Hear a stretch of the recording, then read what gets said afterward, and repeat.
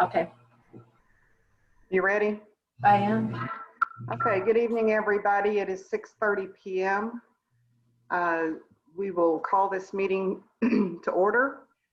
Notice is hereby given that a regular meeting of the City Council of the City of Sandy Oaks, Texas will be held on Thursday, October 8th, 2020 at 6:30 p.m. at Sandy Oaks City Hall, located at 4451 Hickory Haven, Sandy Oaks, Texas, 78112. Which will be live streamed and accessible to the public as provided below for the purpose of considering the following agenda items. All agenda items are subject to action. In an effort to advance the public health goal of limiting face-to-face meetings, also called social distancing, to slow the spread of the coronavirus, COVID-19, there will be no in-person public access to the meeting. The public will be permitted to offer public comments telephonically or by audio as provided by the agenda and as permitted by the presiding officer during the meeting. Written comments may be submitted to the city secretary up to 2 hours before the meeting by emailing cityclerk@cityofsandyoaks.com and will be provided to the city council for their consideration. A recording of the telephonic meeting will be made and will be available to the public in accordance with the Texas Public Information Act upon request. Ms. Shelton, can we get a quorum call, please? Alderman Rip. Here. Alderman Pillinger. Here. Alderman Trim. Alderman Walker. Here. Alderman Puente. Here. And we do have City Attorney Cassandra Ortiz on Zoom, and you do have a quorum. Thank you. Do we have, we'll do Pledge of Allegiance for those that are there. If you would stand, please. I pledge allegiance to the flag of the United States of America and to the republic for which it stands, one nation under God, indivisible, with liberty and justice for all.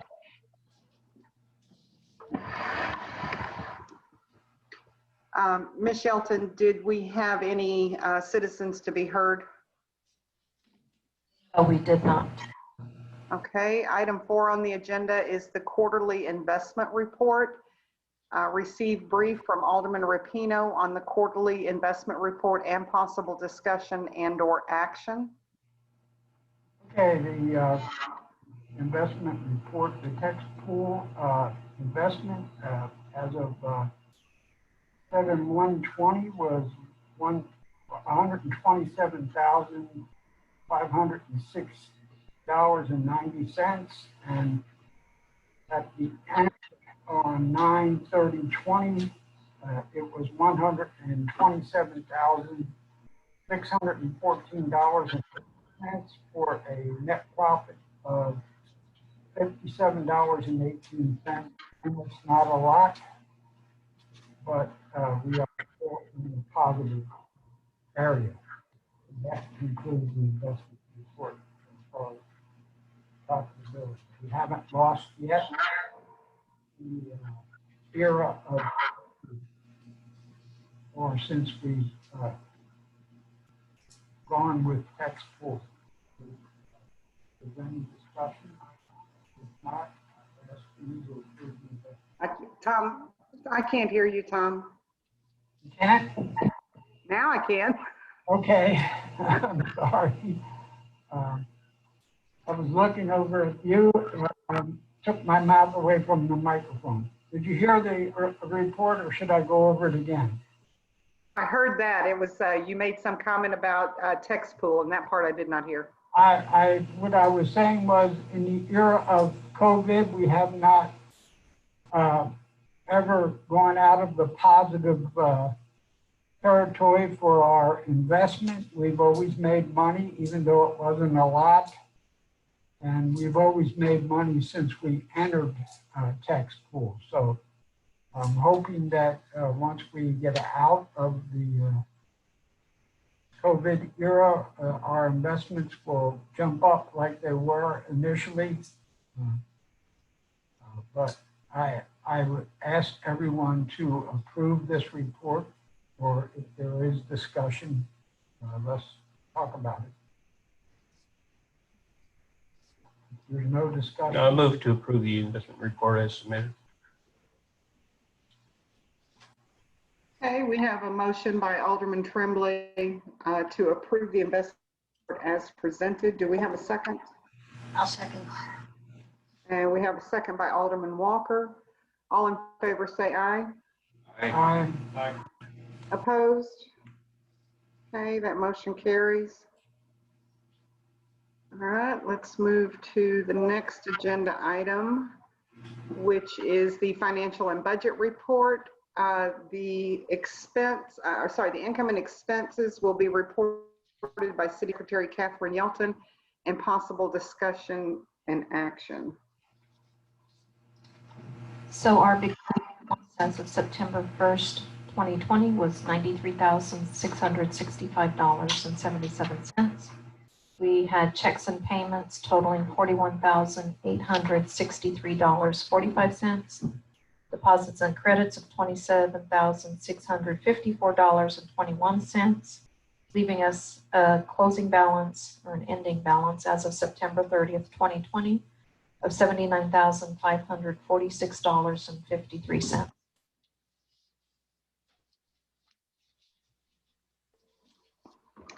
That is good news. I would add, this is all as of 9:30, correct?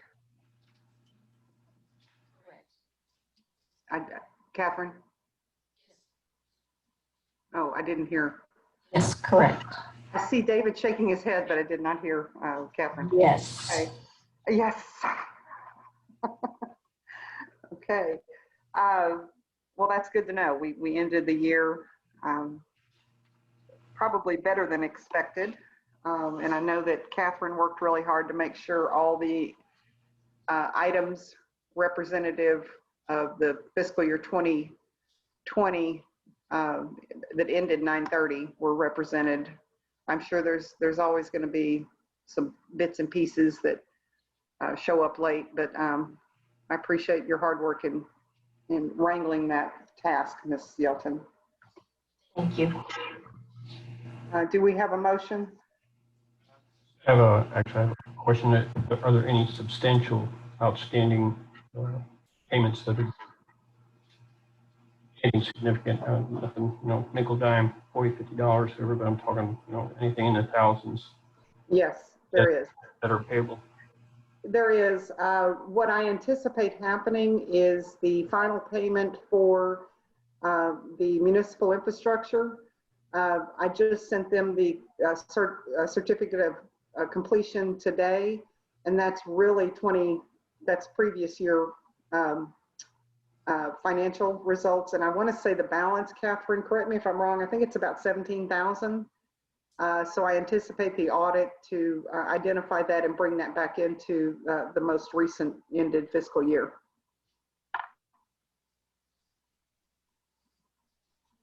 And you asked that since September 30th and today, there have been bills that have been paid already. One of them being, I think, like a $3,000 M&S engineering bill. I can't think of any high dollar amounts that I've paid between 9:30 and today, but I don't know of anything extremely high that is outstanding. So the balance will be our carryover onto this new year's budget, correct? That would be the expectation, yes. So we can get we'll know a final number next meeting, hopefully. And I would not count, I mean, we'll have a rough estimate, but I really want to wait until the auditor has done their piece to give us a final number.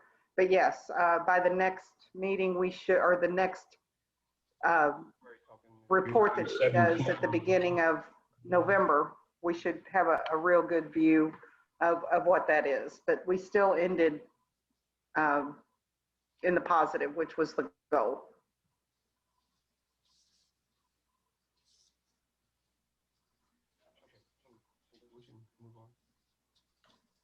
You need a motion to financial report? I move to approve the financial report. Okay, we have a motion by Alderman Tremblay and a That was second by so Alderman. Say what? That was Alderman Rapino who made the motion. Oh, I thought you said it first. I asked if we needed a, Oh, sorry. Okay, so we do have a motion by Alderman Rapino. Do we have a second? That was Alder. I didn't hear that. Who was it? Oh, I'll second it. Oh, is that Jennifer? Yeah. Okay, so we have a motion by Alderman Rapino and a second by Alderman Puente to approve the financial report as presented. All in favor say aye. Aye. All opposed? Okay, the motion carries.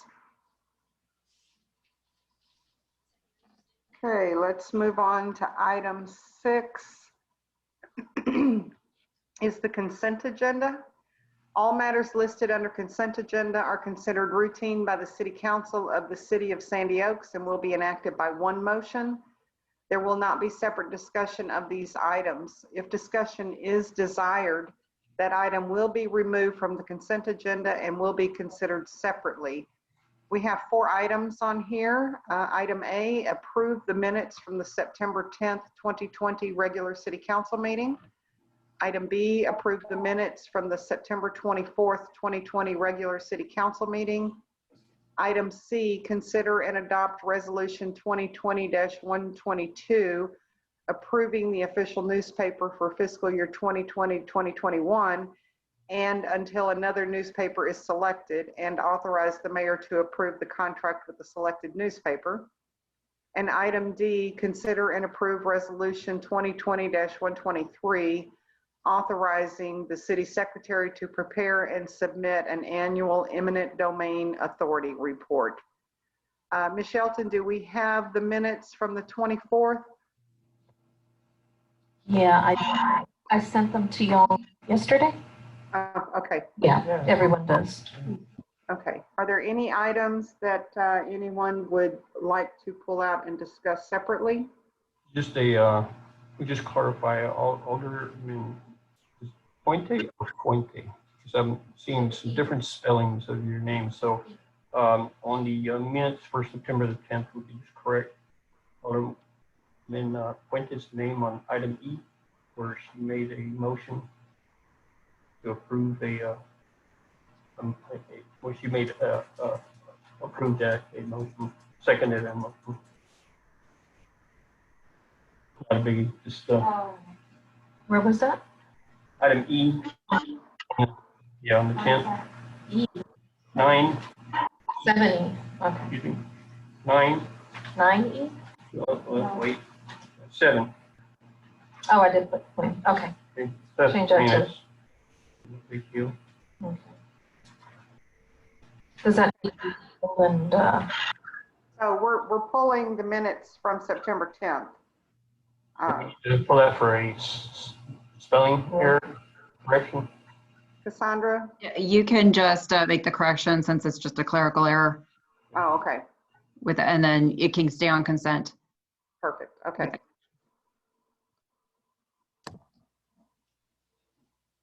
Any other items that anyone would like to discuss separately?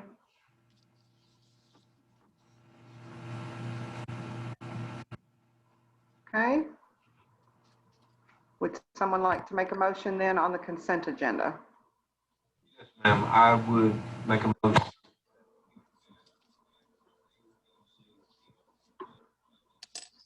I did not hear that. I heard somebody start to say something. Okay, I'm terribly sorry. The receiver over there is cutting out, making a weird noise. Okay, I move that we approve items A, B, C, and D on the consent agenda. I'll second. Okay, we have a motion by Alderman Fillinger to approve the consent agenda and a second by Alderman Rapino. All in favor say aye. Aye. Opposed? Okay, that motion carries. All right, we'll move on to item 7, which is the marshals. So We have 7A, which are updates and announcements from Marshall Lopez and possible discussion and/or action. Marshall Lopez, you're up. Good evening, everybody. Good evening. Nope, there we go. Good evening, everybody. Still not working. Okay, you want mine? Try this one.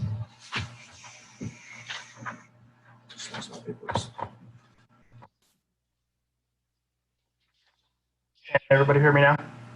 Yes, sir. Yes, sir. Good evening, Alderman. For this, for September's statistics of what's been going on in the city, brief breakdown of everything.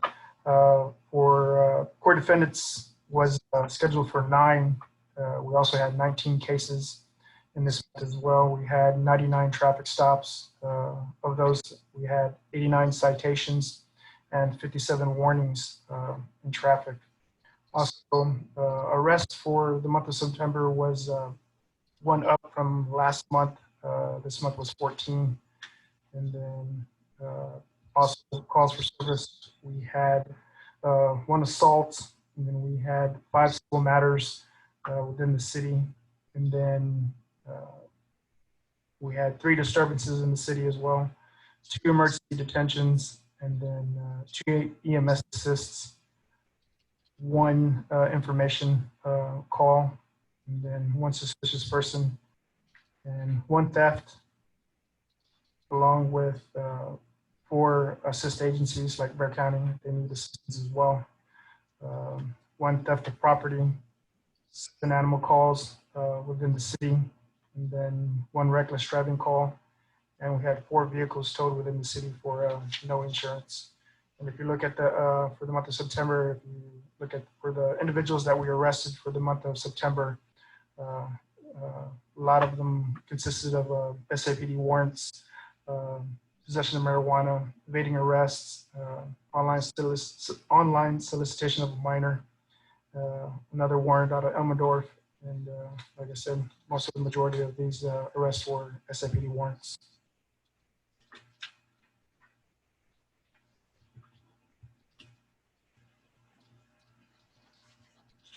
Marshall, are we doing warrants yet, or plan on doing warrants? See, you know, we're doing a lot of things for other agencies. I know we probably have a lot of outstanding cases that are non-compliant. Any word on that? The cases that we have submitted to the district attorney right now is having a major backlog on court cases. And so when we submit those cases to the DA, they will notify us or notify me of what warrants need to be going after. But they have a lot of backlog. So we in fact do have in our. No, we're not issuing warrants out of our municipal court. No, we're not. Plan on doing that in the future? That is up to the judge, but and I think Marshall Lopez can explain it better, but the approach has been that they're not issuing warrants for traffic, as I understand it. And what happens is when that, and I may say this all entirely wrong, so Catherine, correct me, Marshall Lopez, correct me, that when it gets to the point that they have an appearance for show cause, if that's the correct term, and they don't show up, then a judgment is rendered, as I understand it, and that notification goes to Department of Public Safety and does not allow them to renew their driver's license when it expires. To my knowledge, that's how it's been working. Now, we're getting notifications back from DPS when those are posted on their record. Is that correct, Marshall Lopez? Yes, ma'am, that is correct.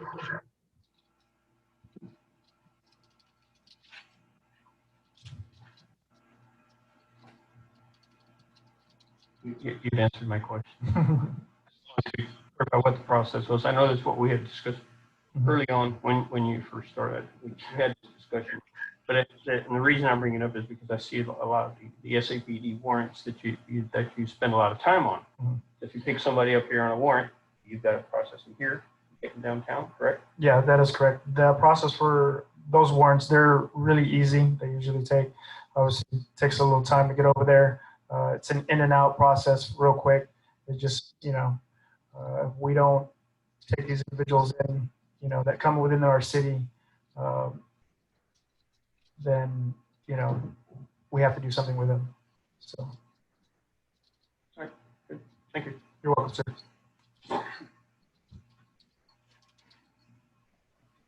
Okay, are there any other questions for Marshall Lopez on the activity report for September?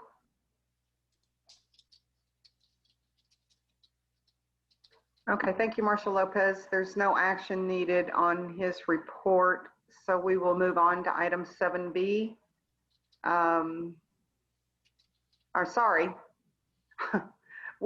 Marshall Lopez, Yes, A ma'am. was just updates and announcements.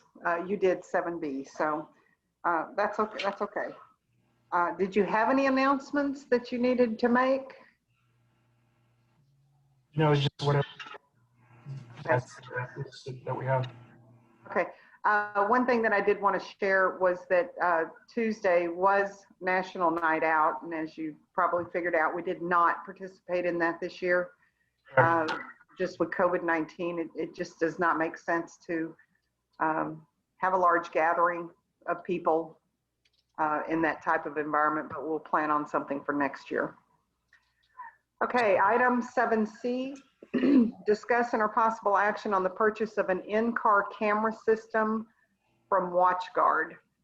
And so I'll turn this over to Marshall Lopez, but I did want to, these next 3 items, just so you know, are all related to outfitting the vehicle that we recently received from Bexar County Fleet, and to get it set up for an incoming deputy, in addition to having an additional vehicle available should one of the other vehicles need to be repaired, which I think we are having a few issues with one of the vehicles that we may need to address. But these next 3 items are specific to outfitting the Tahoe, and so I'll turn it over to Marshall Lopez. Thank you, Mayor. We'll go with the WatchGuard. We already have one in place for our Impala as well. So this is just adding to the Tahoe, having that camera system in the vehicle for traffic stops and cord and things like that for officer safety and things that would come out with within the city. So does that any questions? And Marshall Lopez, this price is in line with what we spent previously for the not the Tahoe, the Impala, and it is a necessary component for the entire outfitting of the vehicle. Is that correct? Yes, ma'am. Okay. And the other thing I wanted to let the council members know is, even though we are looking to go ahead and approve these expenses, we are not necessarily looking to begin the work on the vehicle right away. We want to make sure that our funding that we have in the bank, we're going to monitor that. Our large influx of revenue will not happen until probably February. But I wanted Marshall Lopez to go ahead and have the approval to make the purchases of the equipment. And then we would also work on getting the installation scheduled probably sometime after January. But go ahead and get the approvals done now.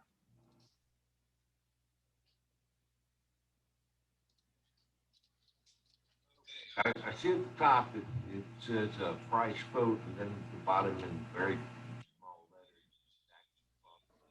I can't hear you, Charles.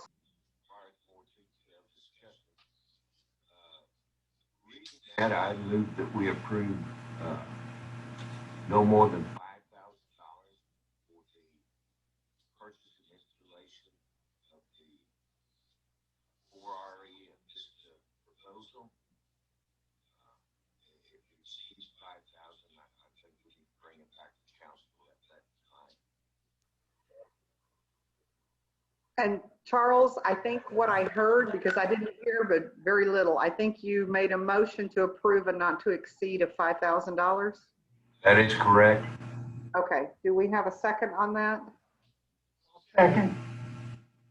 We have a second by Alderman Rapino. So we have a motion by Alderman Fillinger and a second by Alderman Rapino to approve the purchase of the WatchGuard system for a price not to exceed $5,000. All in favor say aye. Aye. Opposed? Okay, that motion carries. Okay, let's move on to 7D. Discuss Now, and our, before you get started, Marshall, Sure. just like to know, would one of these, I see you have 3 different components here. And if one was approved and another wasn't, would the vehicle still be operational? You're talking about the other 2 items associated with it? If any one of the 3. So it's kind of like you really need to do all 3 of these items, correct? Yes, sir. So I mean, we should just approve all 3 items as a package and not go independently on each separate item, because the whole thing runs about $13,250 for all 3 items. If you need all 3 for the vehicle to be operational, then we should just discuss it as a package independently, because if we disapprove one of the items, then the other 2 are not going to be functional, correct? Yes, that's correct. So that would be true. I would move that we combine the next 2 items. We've already done C.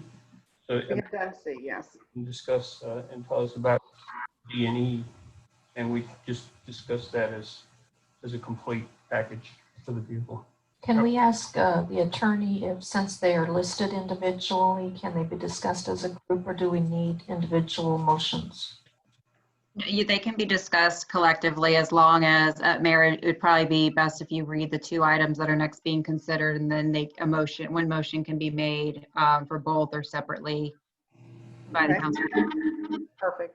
Okay, so we will combine items D and E together.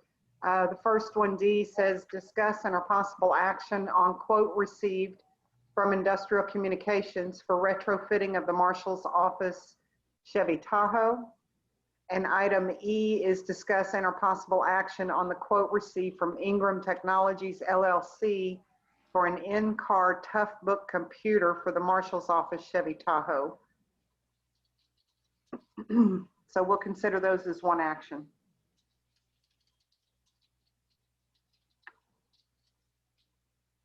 So the outfit we'll start with the industrial communications. So as you see listed there, everything that we need in that Tahoe, as you can see, the installation of the WatchGuard itself is included in that. Universal docking system, lights, consoles. There's other things that county's industrial communications is getting from county that they have extra spare parts, and they're assisting in providing that as well within the quote. Everything that we need to outfit that Tahoe to do our everyday job in police work, as you can see. And then for the Ingram Technologies, the computer that we need that computer to, it's the brain of the operation to go out there and make our traffic stops and interact with doing returns on individuals and things like that, doing our reports. So that's a very essential part as well. And Marshall Lopez, I do have a question on the computer. Does that particular quote include the printer or not? No, it does not. Okay, do we have a quote for the printer? Yes, we do. Okay, do the council members have that as well? No, it wasn't on the agenda. Okay. Ms. Ortiz, would that have to be brought back separately? Just because of how this is written, where we're talking about outfitting, well, yeah, we did just talk about the computer, but not the printer. Okay, we'll put the printer on a future agenda, Marshall.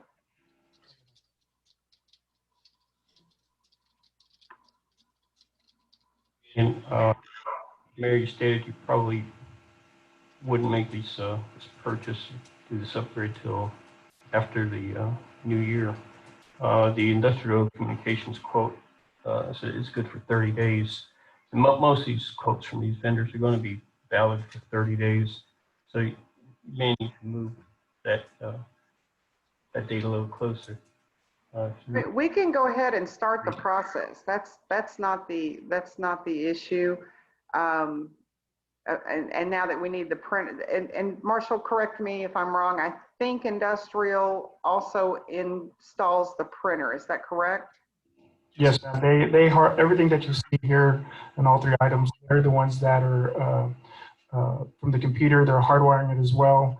The watch guard system, everything is hardwired.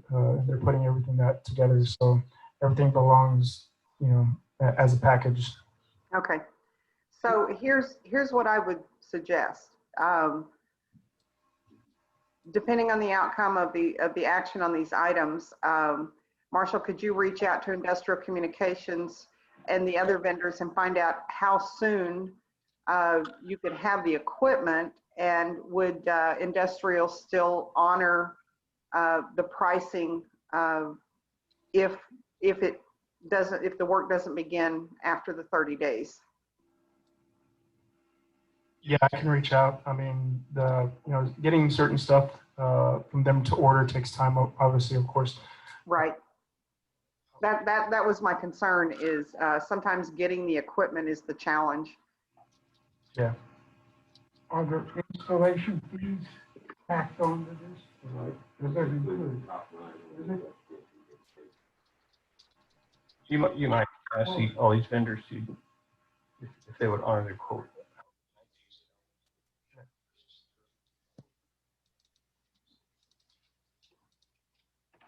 If you wanted to make a motion of a not to exceed, I can't imagine that the pricing is going to go up. But hey, it's 2020. Anything's possible. Well, I come up with $84.24 for those two items. I guess I moved the cost not to exceed $9,000 to approve items D and E. I'll second. Who said second? Raise your hand. Alderman Rapino. Oh, Alderman Rapino. Okay.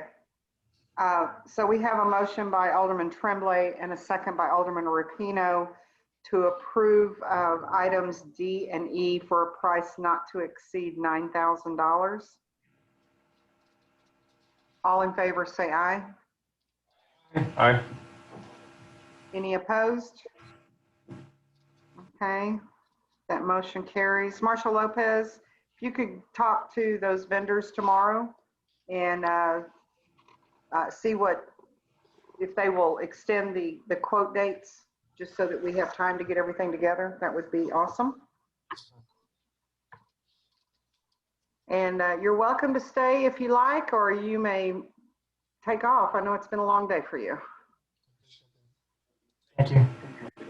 Okay, item 8 is animal control. Item A, updates and announcements from Animal Control Advisory Committee Chair CJ Walker, and possible discussion and/or action. Alderman Walker, do you have any announcements or updates that you'd like to offer? The update is that the electricity is now on at the shelter. Woo-hoo. Forward with getting it inspected and meeting all the requirements. Okay, and do we have an event coming up on the 24th?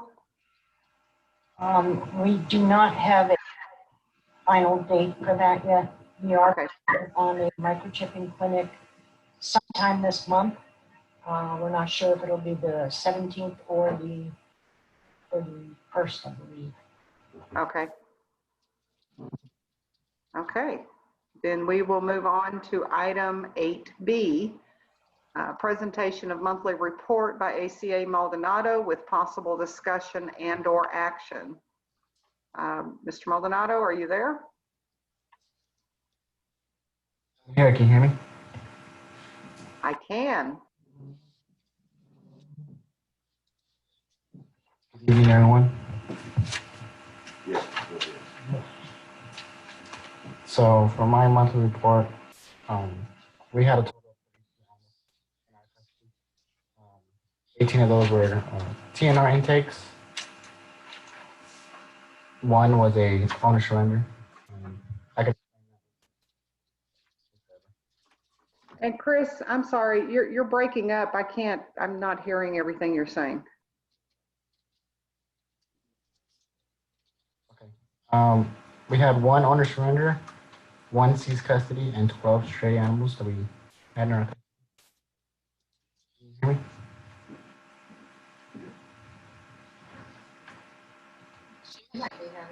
Did you hear that, Mayor? I heard something about TNR, one owner surrender, and that was it.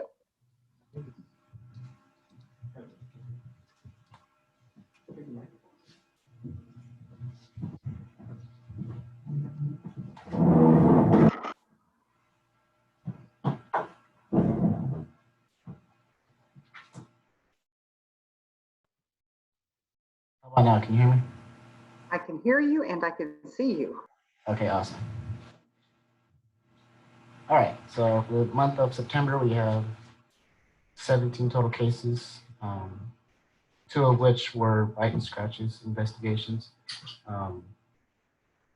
We had 3 enforcement incidents, 12 stray animals, and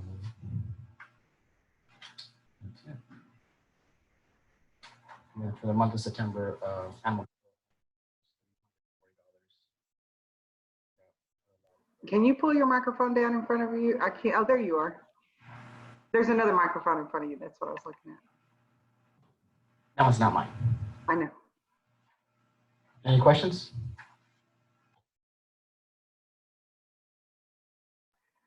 Are the, how many animals do we have in custody today?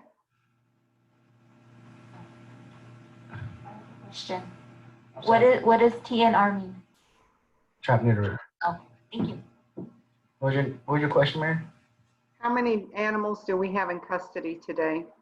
We have We have how many? 5. 5, okay. We're looking for rescues, and one of them is a potential adoption. You're welcome. Any more questions? Any more questions for Officer Maldonado? Okay, All right, thank you. Have a good night. thank you. Okay, item 8C is discuss and/or possible action on ordinance 2020-174, which is amending ordinance 2019-139, establishing animal control regulations. So I ask that this item be put on the agenda to address specifically the quarantine requirements related to animal bites. We had an incident in the last couple of weeks where an animal bit a delivery person, and when ACO Maldonado went to quarantine the animal, he was challenged by the owner of the dog, indicating that our ordinance really did not state that he can take that animal into quarantine. However, the state guidelines say something different. So I wanted an opportunity to make sure that our ordinance is in line with the state requirements, and just so that there are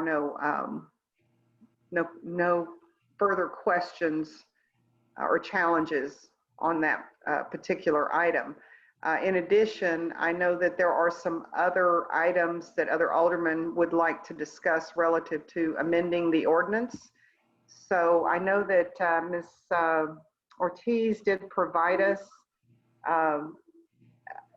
the language for amending for the quarantine requirements. And Ms. Ortiz, I apologize, I don't know that any of the other aldermen provided you any input on what other proposed changes. So we'll kind of deal with those one at a time. And I need to go find that particular document. I don't have any of my documents here, so bear with me.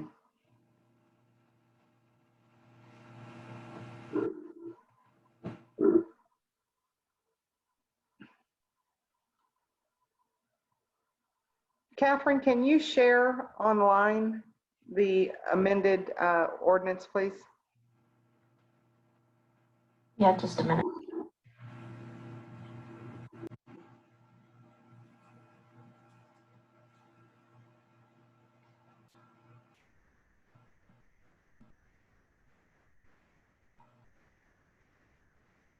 And while we're waiting on that, is Chris still there?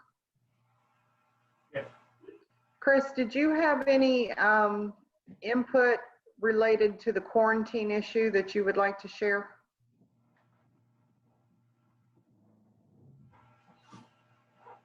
As far as what, like, was she challenged or putting something else in the ordinance?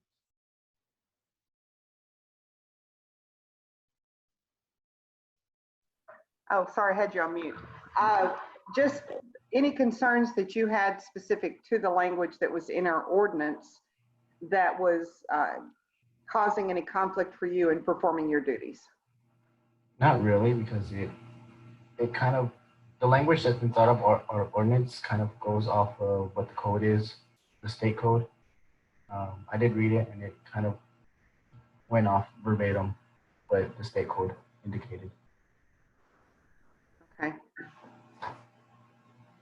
And so I can see here in the caption that we're changing, we're adding, I'm sorry, not changing, providing regulations for dogs that attack or are dangers to persons, providing regulations for dangerous dogs, providing for quarantine regulations. And could you scroll through, please? There you go. Okay. So she's made the changes to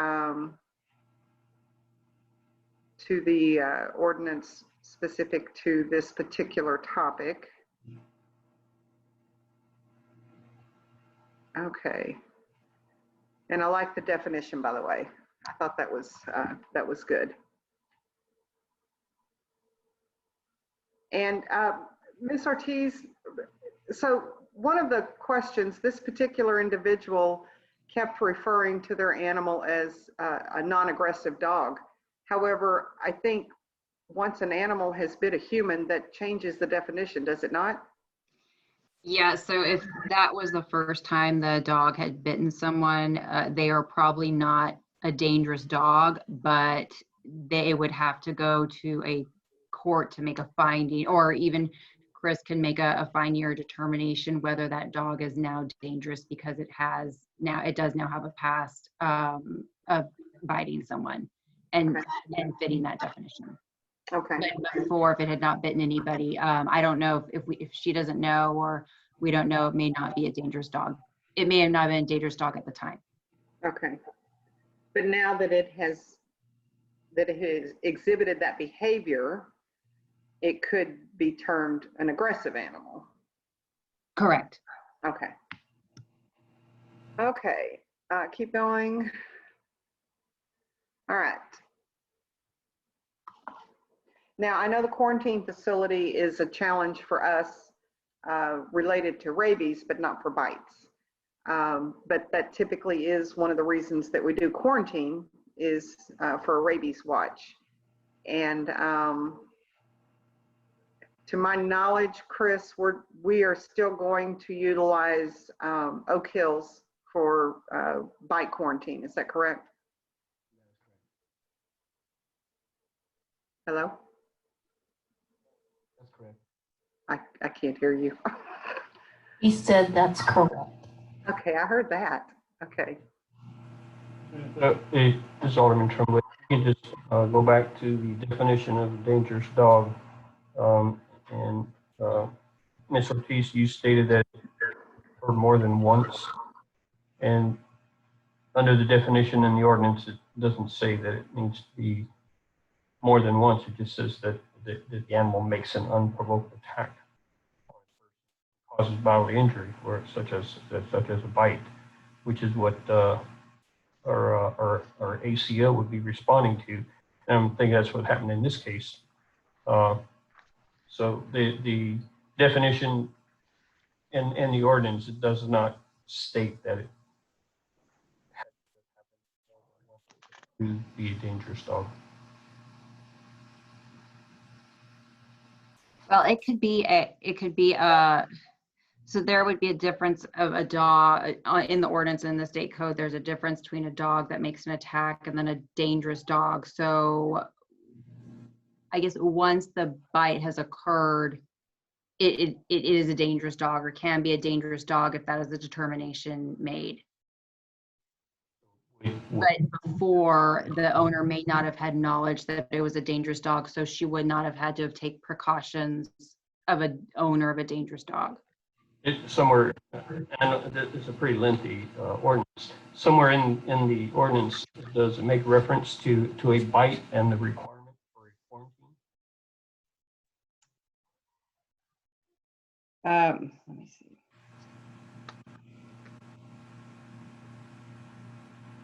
Wait, can you, it makes a bite, you cut off, so if it makes a bite and, So if an animal bites someone, does that in itself meet the requirement for the quarantine? Yes. yes, because it would Okay, even and meet we don't under, need to worry about definition of a dangerous dog. If the dog bit someone, then the requirement is that the dog was in quarantine. Correct? Yes. Okay. yes, that's correct. All right. Okay, and then I see here the additional definitions that have been added. And okay, continue on, Miss Shelton.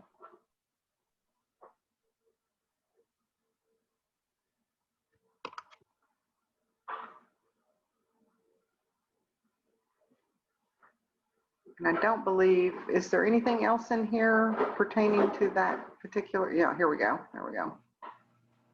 We're on page 13. Okay, so the municipal court shall order the animal control officer or his designee to seize a dog and shall issue a warrant authorizing the seizure. So, Chris, I'd like your input on this particular piece here, because it sounds like, based on what I'm seeing here, that you can't take any action until the judge authorizes you to do so. Is that correct?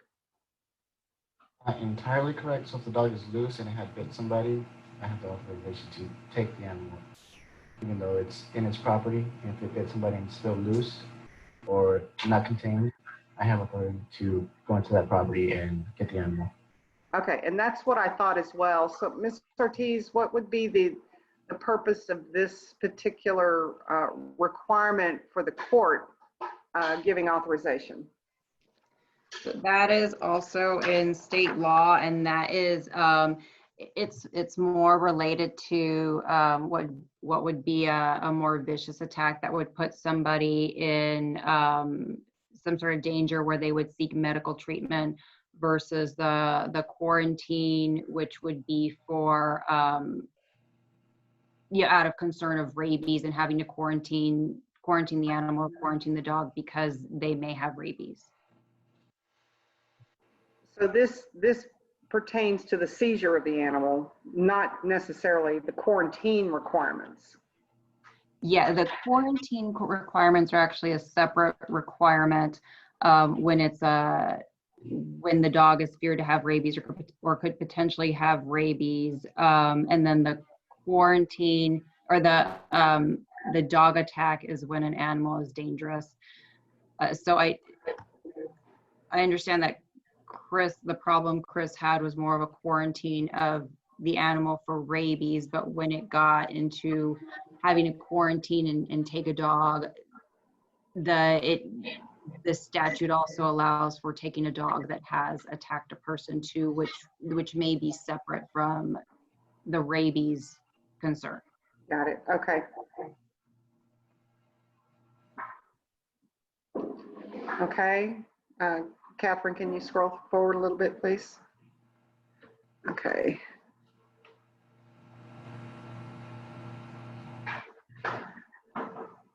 And so these actions are, what class of offense are these? They would be tried in our court? Yes, they're tried in the municipal court.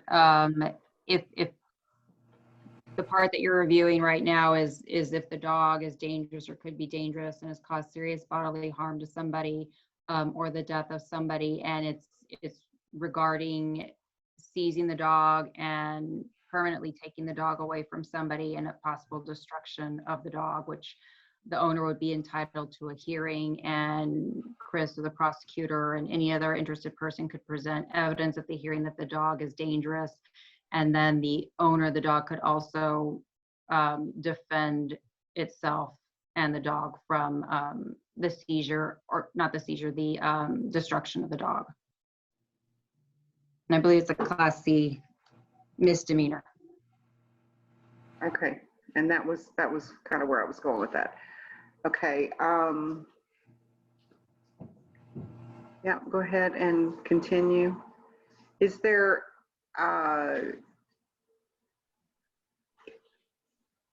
anything in this that talks about restricting an animal from being returned to the city once it has bitten?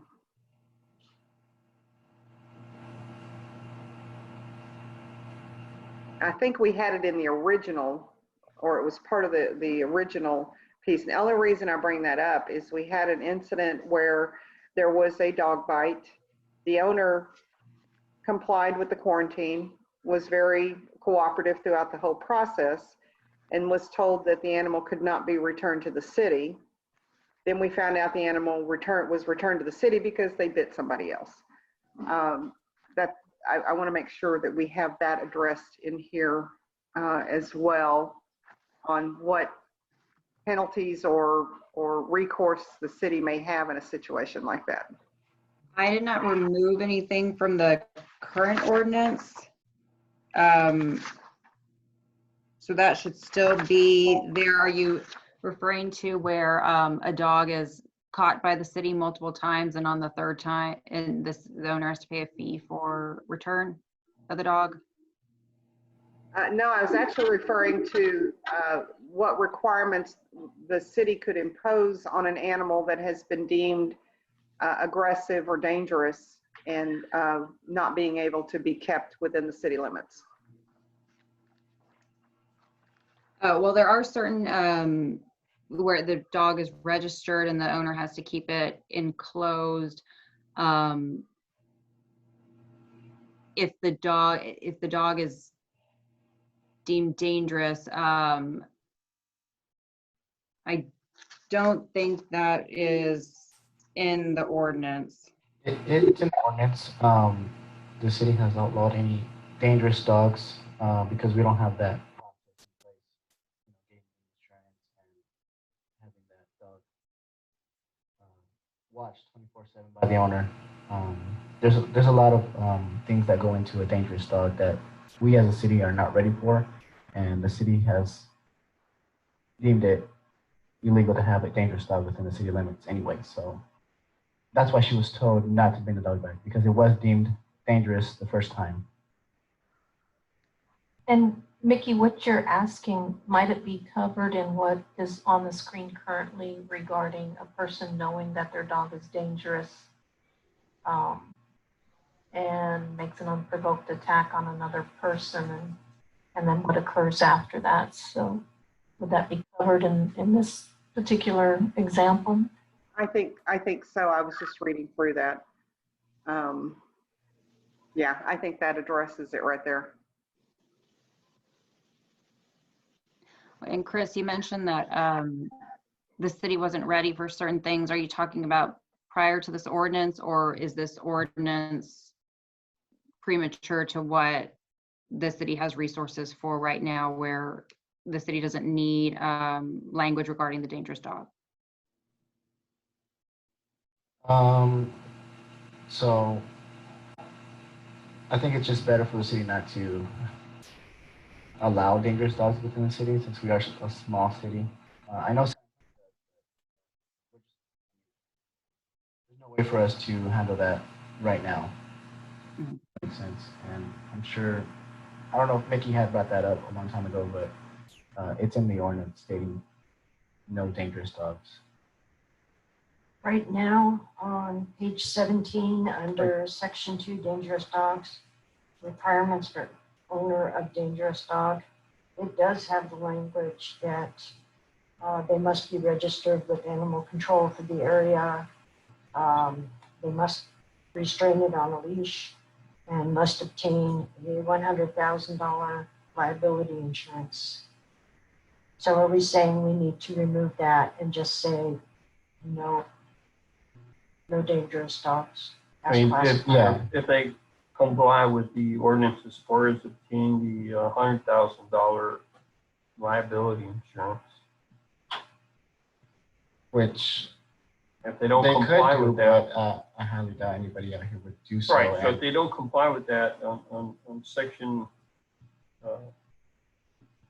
2 and 3, I mean, states that after they've not complied after no later than 30 days, then a warrant is issued for the surrender of the animal. So I mean, it's right there.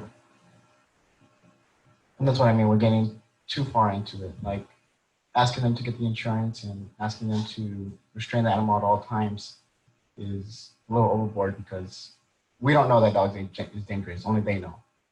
And even if they know, they're not going to tell us right up front that that dog is dangerous. But if someone reports the dog or the dog has bit someone, If dog then we know it's a dangerous the dog. only reason we would know. Right? People aren't going to tell you they have a dangerous dog. That's what I'm saying. It's until they cause injury or, Right. or destruction to a person or property. But I think the ordinance as written, it hits the nail on the head. I think it does what you need, what you're asking the council to do. I think that this ordinance addresses it. Correct. I would tend to agree. And Chris, my thought was it may be more than what you think we need right now, but I would much rather have it in place. Yes, we do need it. It does give it would give you the opportunity of show them, here's what happens. Here's the next step. Here's, whether or not we're prepared to do that, but those are the next steps. And if we have to, then we will. I think if most people realize that they have a dangerous animal, their dog is biting people, they're going to comply with the ordinance. The ones that don't want to comply, and these are the steps that you would have to take, and not you by yourself. We'd have to get the warrant, so there'd be a judge involved, and the marshal would be going with you when you seize the animal. So as far as an owner giving you a hard time and not wanting to release the animal, they could end up getting arrested themselves for interfering with law enforcement. So I think the tools that you need to get your job done, should this happen, they're in the ordinance. By adding this entire section of dangerous dogs, does that contradict then any portion of the ordinance already in place that says dangerous dogs are not allowed in the city? So that, is there a portion of the ordinance then that needs to be redacted or removed? I mean, Well, I think the city can't just in itself say dangerous dogs aren't allowed in the city. well, it Because says then that we get already, into the definition of a dangerous dog and its perception. but the current ordinance says that. We already defined it in the front of this document as, Well, if we define it and we put down what a dangerous dog is and It's defined. needs, It's it's already here. defined. and it Yeah, says they need to get if a you- $100,000 insurance policy, then those people that will, and it needs to be restrained. If they don't do it, then they have to get rid of the dog or suffer There- a consequence. There's a whole section in here, determination of dog is dangerous. If a person reports an incident describing the definition of dangerous dog, the animal control officer may investigate the incident. If after receiving the sworn statement of any witness, the animal control officer determines the dog is a dangerous dog, the animal control shall notify the owner in writing.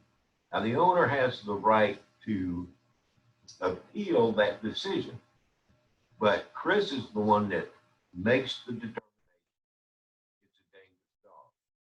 At that point, it can be taken into custody because how many people here have a controlled kennel and $100,000? We take it into custody, they have the right to appeal to court for another determination. However, So the onus under this ordinance is on the owner, not on the city. Right. Okay, so, you know, if the witnesses say, yeah, the dog bit the kid, but the kid was beating it with a stick, that's not necessarily a dangerous dog. That's a dangerous kid. But, you know, if the witness says, I was delivering a package and the dog ran around the house, ran out the gate and bit me, that might be a dangerous dog. But, you know, we cannot make that determination sitting here tonight. That's going to have to be the guy on the street. But once he determines it's a dangerous dog, he has the right to take it into custody. The owner has the right to appeal his decision. Okay, if the judge says, yes, it's a dangerous dog, then we go in the process where, okay, before you get the dog back, you have to have the kennel, you have to show us the $100,000 insurance and all the other items that are listed for, you can keep the dangerous dog if. So that, I mean, it's here. Right. So it's also, the ifs you're talking about need to be in the ordinance is what we need to do. That's what we're. the have to do. definition is on page 3. There is a definition for dangerous dogs on Got page it. 3. But understand the situation that he went through. He had a person that he saw would have a dangerous dog. They Oh, would. So This that's is new language With the for the amendments to definition. this, that there can be no more argument about Correct. the ordinance does not allow you to put my dog in quarantine. You know, I got this early this week. I'm having trouble hearing. I'm sorry. We got this ordinance early this week. I've gone through every page, every line, and it's all in accordance with the state law. So, you know, we can argue about, well, we don't need this and we don't need that, but actually, in accordance with state law, this is exactly what we need for Chris to make a determination to take a dog into custody, declare it dangerous, and quarantine it. The owner appeals to the court for another determination. We can quibble over it, but I agree, this is what we need. Yeah. And, And the definition is very clear on page Yeah. 3. So, I like to move on. Let's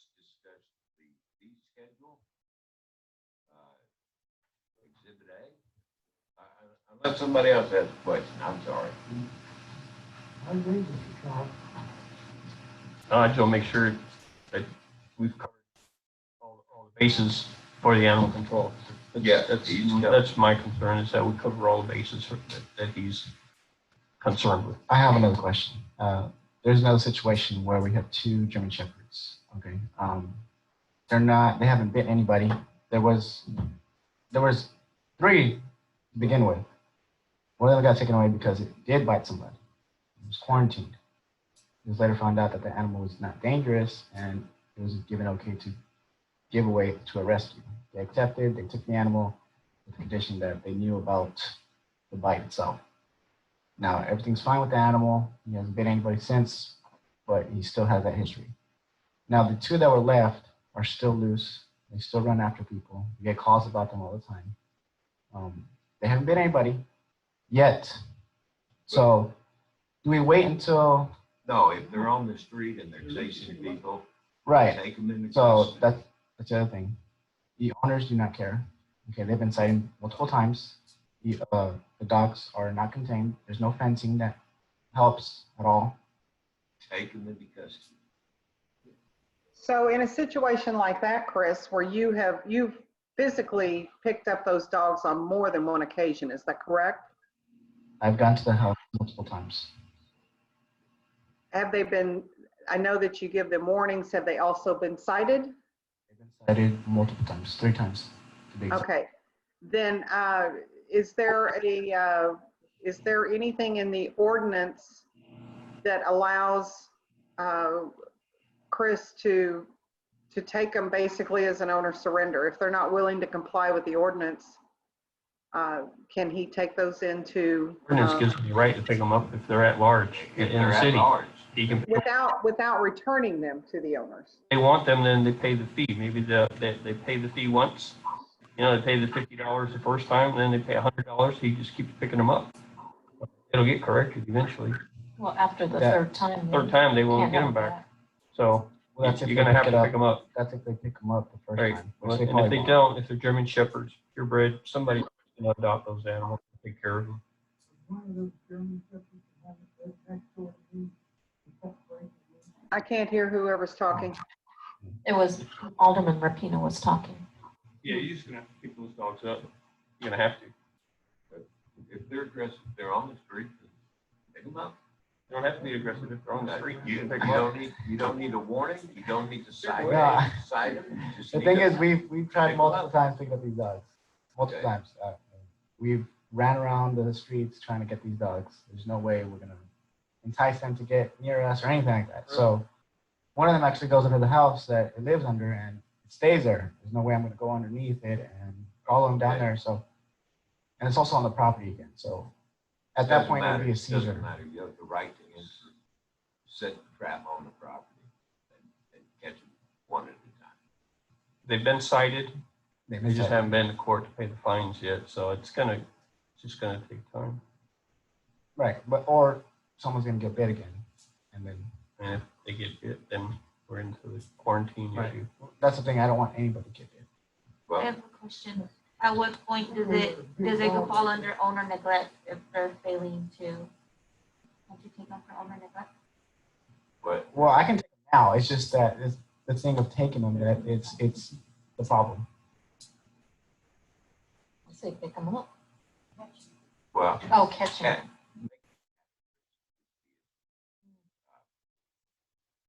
set the trap on the property. Having trouble hearing you. Yeah, I can't hear anything.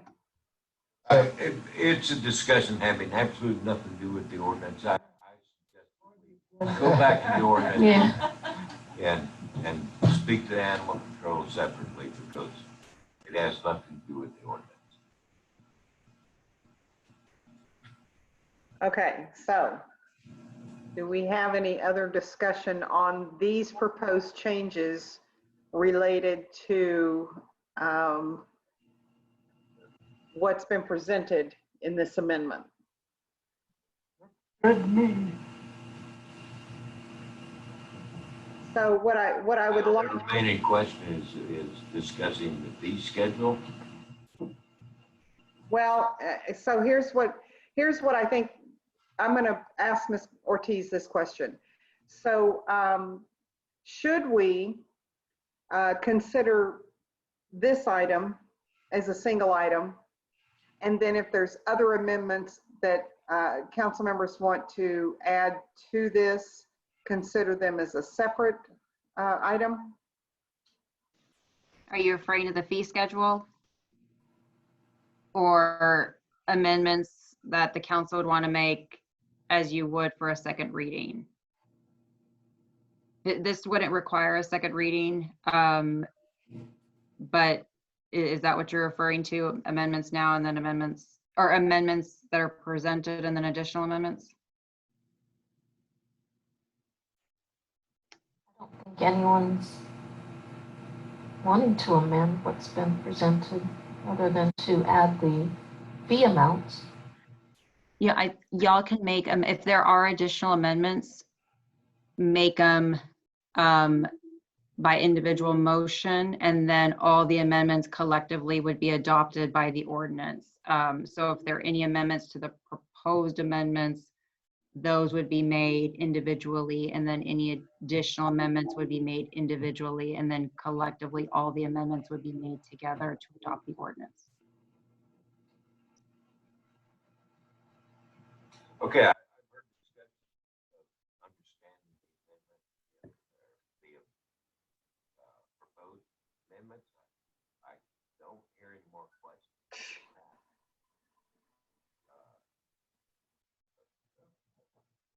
I hear nothing. Hear nothing? Yeah, I also couldn't hear that. I don't know if it would be better if maybe the mayor and I call in to one of the numbers. Sometimes I have better luck hearing that way. Closer. I will call in as well. I don't think I can hear you at all. No. You're both on. I don't know what to say. Where are we? I think they're gonna call in. We're gonna call in separately so we can hear. So just wait, our numbers should pop up soon.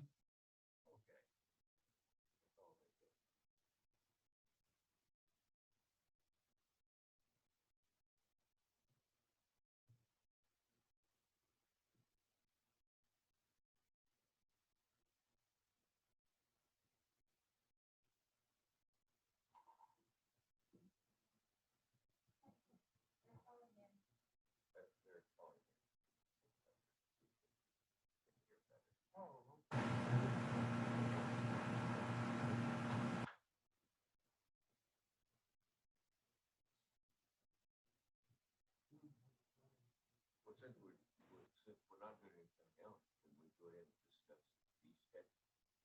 I see a bunch of blank spaces.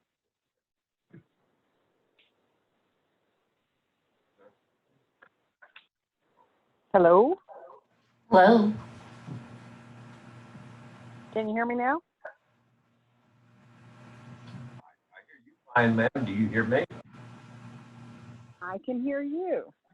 Okay. You need to get closer to your, We heard you better before. Yeah. Mickey, say something. Can you hear me now? Yeah, yes, ma'am. Well, So, Ma'am. are we ready to move on to the fee schedule? Yes.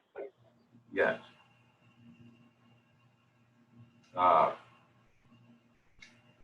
I see, and this is, we have a fee for microchipping that includes registration for $10. The microchipping is done by volunteers from Animal Control Advisory Committee. I cannot hear.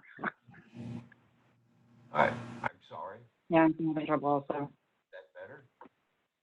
I don't know if the speakers are cutting out or what's going on. Face away from the microphone.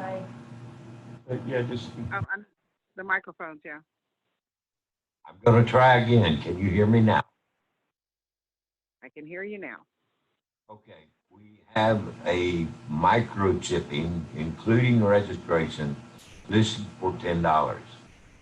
Uh, Volunteers on the Animal Control Advisory Committee are set to do microchipping, and they have recommended that we offer microchipping for the surrounding area. But You're cutting out again. I'm speaking right into the microphone, ma'am. The $10, I know. ma'am? Yeah, go ahead. Okay, the $10 fee is designed for the residents of Sandy Oaks only. The volunteers have recommended that we offer the service to the surrounding area.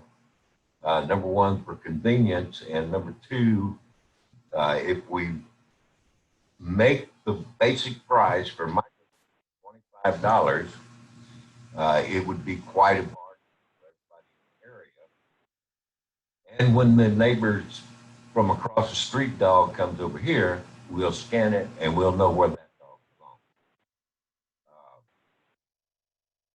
So what I would like to do is change the base price of microchipping from $10 to $25 and offer a $15 discount to residents of Sandy Oaks. They show ID and address when they do the registration. So if they're a resident of Sandy Oaks, we give them the $10 discounted price. But the basic price for microchipping would be $25. That is my recommendation. And I make a motion that we amend the ordinance, microchipping with a base price of $25, $15 discount for Sandy Oaks residents, giving them a delivery cost of $10. I would agree with that, and I'm really having a hard time hearing, but I heard most of what you said. I think we need to also define what constitutes proof of residency. Well, ma'am, they're going to have to show an ID to register the animal. And that, if you can vote with an ID in Sandy Oaks, I think you ought to be able to register an animal in Sandy Oaks with a picture ID. Okay. Okay. So do I need to amend the amendment to include official ID for Sandy Oaks residents? Okay. Then I will repeat. I would like to amend microchipping schedule to a base price of $25 with a $15 discount to residents of Sandy Oaks.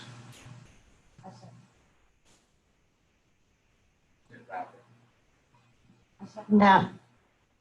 Alderman Walker seconds that. Okay. Yeah, I know. I'm not getting any better service on my phone for hearing than I am on the computer. So,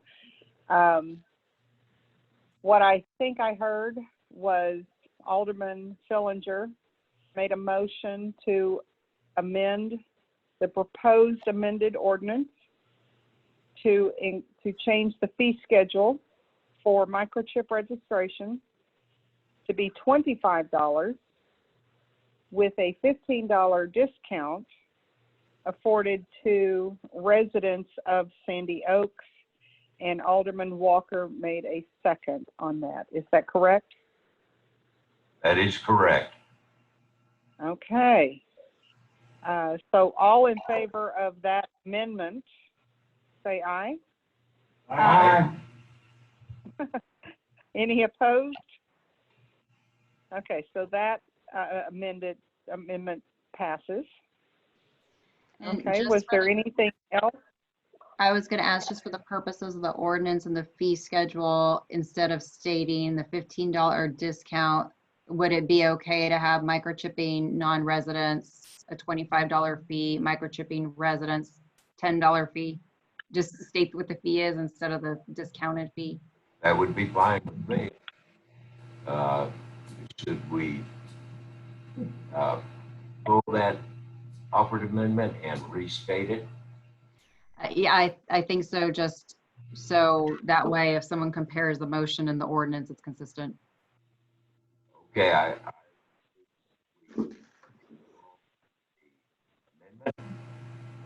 and reconsider. I think we have to vote for a recall. Would anybody second my I'll second it.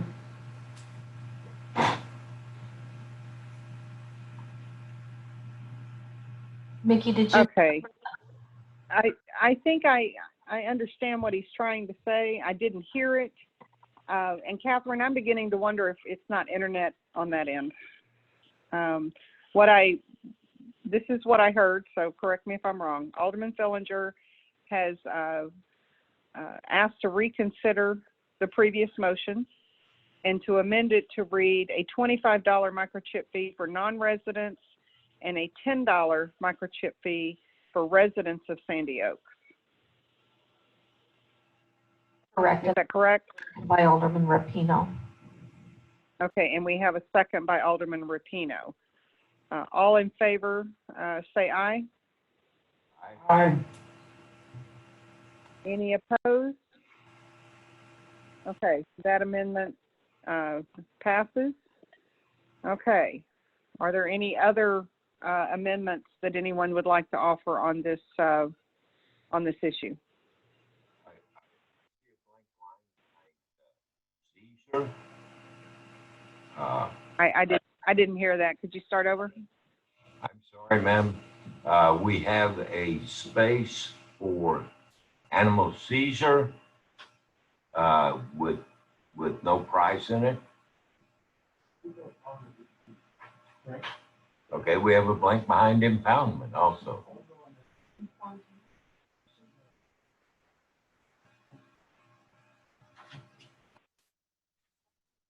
Okay. Do you have a recommendation for any fees on either of those? It's actually fine.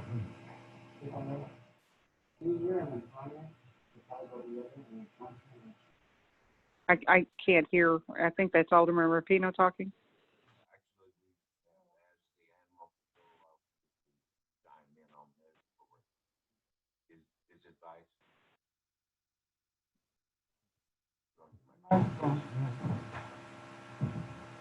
So they asked if seizure and impoundment were kind of the same thing. I told them that it would be, since seizure and impoundment, you're impounding the animal. I think those would fall under the category of boarding. I honestly see them as two different things. You can charge them for seizing the animal and then you charge them for the impoundment of the animal. And is the impoundment, are we looking at a daily fee for that?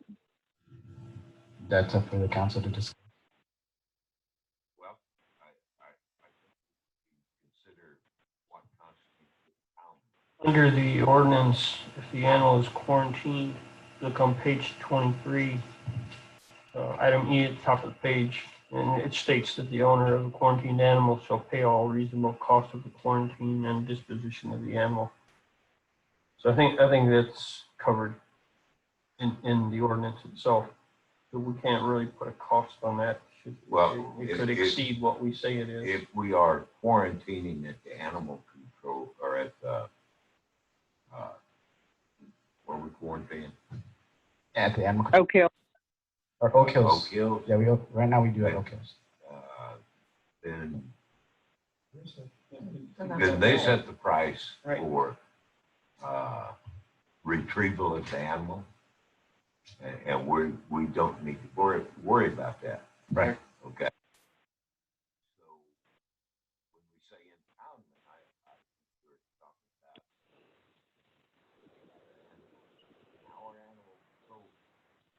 I can't hear any discussion going on.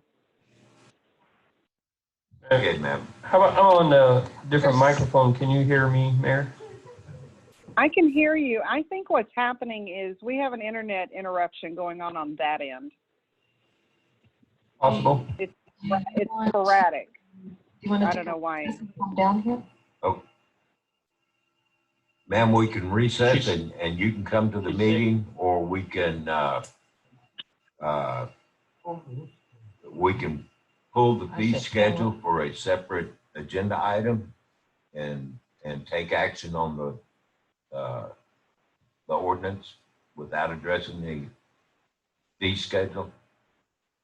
I can hear you fine now, and I think that I would prefer that we work through this. I don't like continuing to bring things back if we can avoid it. So let's try to work through this. All right. If an animal is quarantined at Oak Hill, that's between the owner and Oak Hill. When we look at impoundment, I'm thinking an animal held in our shelter above the redemption of a captured animal, we should have a daily fee for any time that they spend in our facility. We have a limit on how many days we're keeping an animal in the facility, correct? So if it's, how many days? 3 days. 3 days. They're keeping them for 3 days. After 3 days, the animal's not even going to be there anymore. We're required to keep We're them for required, 3 but days. I mean, we usually do longer because there's no place to take them. We're not putting animals down after 3 days. We have our own facility now, so a daily price. Reasonable cost per day. Exactly. Like I say, there's a fine for the redemption of the captured animal. I think there should be a daily charge while we have the animal in our custody. I agree. We're feeding the animal. We're providing care for the animal. I would recommend that we have a daily boarding fee of $10 a day at our animal control facility. You think $10? Really? Am I making a suggestion, and it's up for discussion? They do it by day, but they also do it by weight or size of the animal. So if it's a larger animal, it will cost more. I don't think we need to weigh animals, you know. Just a suggestion. You want to go to $10? Well, What's like the average cost at Oak Hill charges us? $25. I think the average cost at Oak Hills is like $35 a day. Yes, ma'am, I would say a $10 recommendation on that is what the animal control facility charges per day per dog. Don't they bathe them and groom them, give them a lollipop when they leave? I mean, we're not doing all that, so I don't think we can go $25. Yeah, $10, I mean. we're not a veterinarian.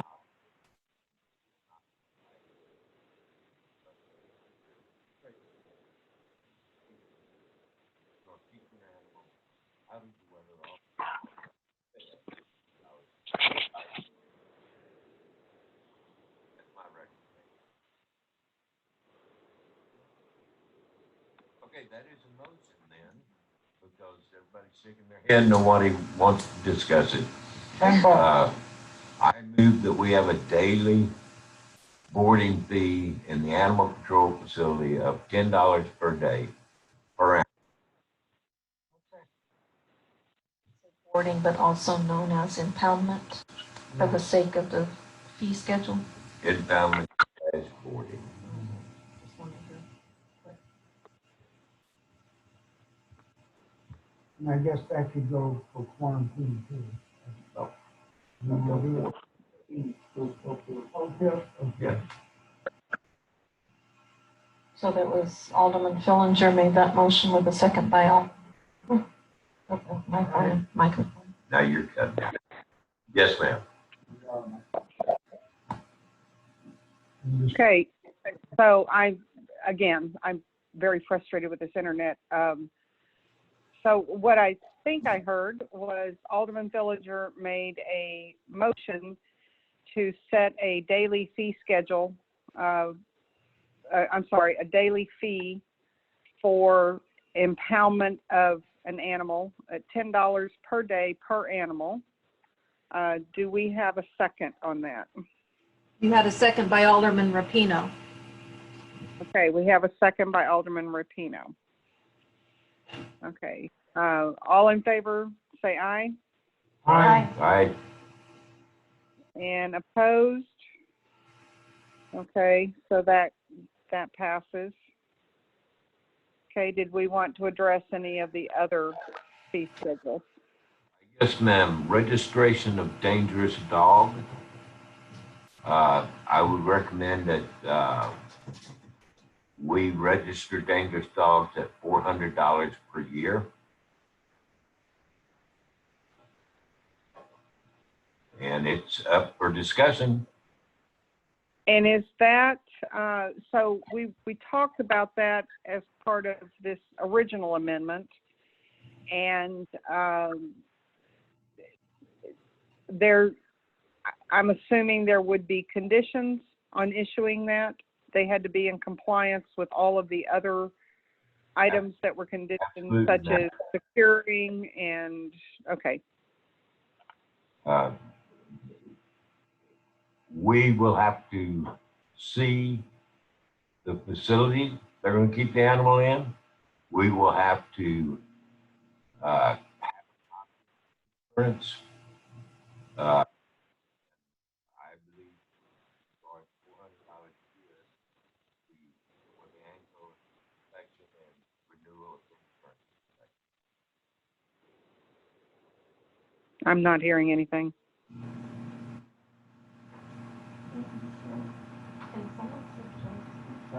No, I don't do American Sign Language. Now I hear you. Okay. I make a motion that we charge $400 a year for the registration of dangerous dogs. I'll second. Okay, we have a motion by Alderman Fillinger and a second by Alderman Rapino to set the fee of $400 per year to register a dangerous dog. All in favor say aye. Aye. All opposed? And I'm sorry, I only heard one alderman reply. I'm going to do a record vote on this one. Alderman Walker. Aye. Alderman Rapino. Aye. Alderman Fillinger. Aye. Alderman Puente. Aye. Alderman Tremblay. Aye. Okay, perfect. Okay, so that motion carries. Okay, is there any other fees we want to address? The ordinance stipulates that the owner pays as provided in the fee schedule for the seizure, impoundment, and destruction of the dog. So we need to put a number on seizure and destruction as well. My So correct, what is the current cost for you have to destroy an animal taken for cremation? It depends on the weight of the animal. I think, Catherine, do you have something you can reference that would kind of give an idea of a range? I mean, it takes some time to look for it. I would say typically, I would say maybe $90 is what Oak Hills charges average for the euthanization. And then I think they charge us $5 for a body bag, basically. And then we pay $10 to Bluebonnet to pick up any bodies. So the Oak Hills or Decent, whoever we would use, would then allow us to take the deceased animal with us and dispose of it through Bluebonnet. Is that correct? Yes, that's what they currently do now. When we put an animal down, we take it, bring it back. Okay. Oh, and they do, yeah. Oak Hills does charge, even though you're going in to have the dog euthanized, they always charge us they call it an exam fee of $45. So you're looking at about anywhere between $125 to $150. Isn't it written in there, in the ordinance about paying the fees charged by the vet, Charged by the facility. by the facility? Yeah. So that's how we've always done it in the past. But we get the bill from Oak Hills Okay, we're just, and Blue Bond.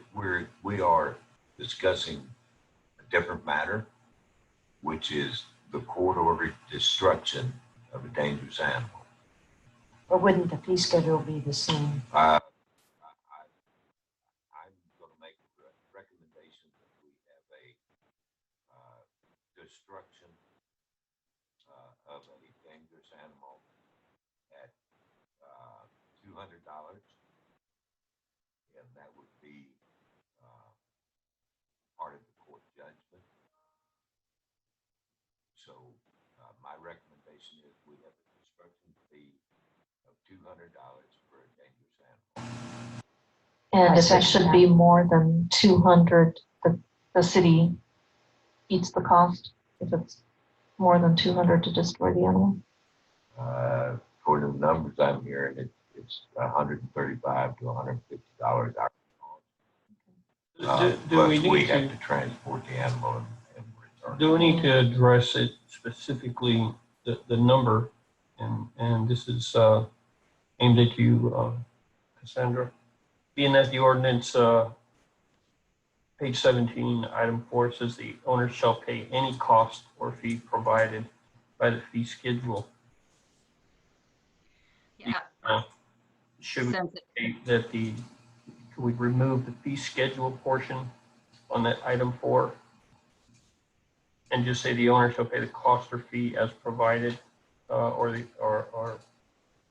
just reword that to remove the fee schedule portion, because that fee could be different with each animal. Well, if it is different for each animal, I would suggest taking what the highest cost could be and doing a not to exceed amount.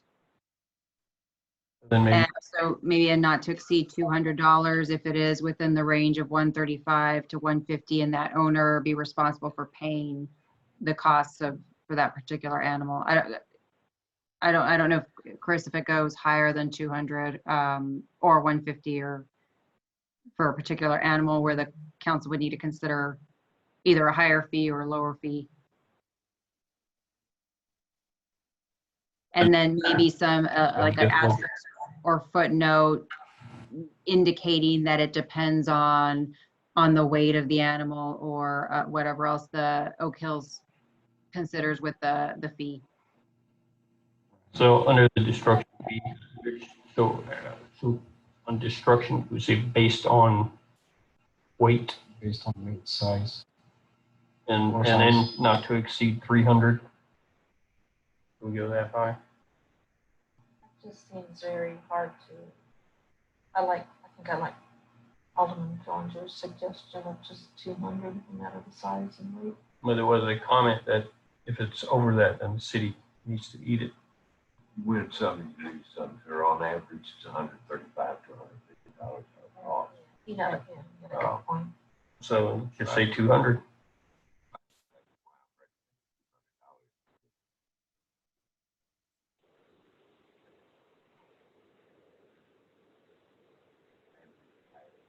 Making a motion that we set the for a dangerous dog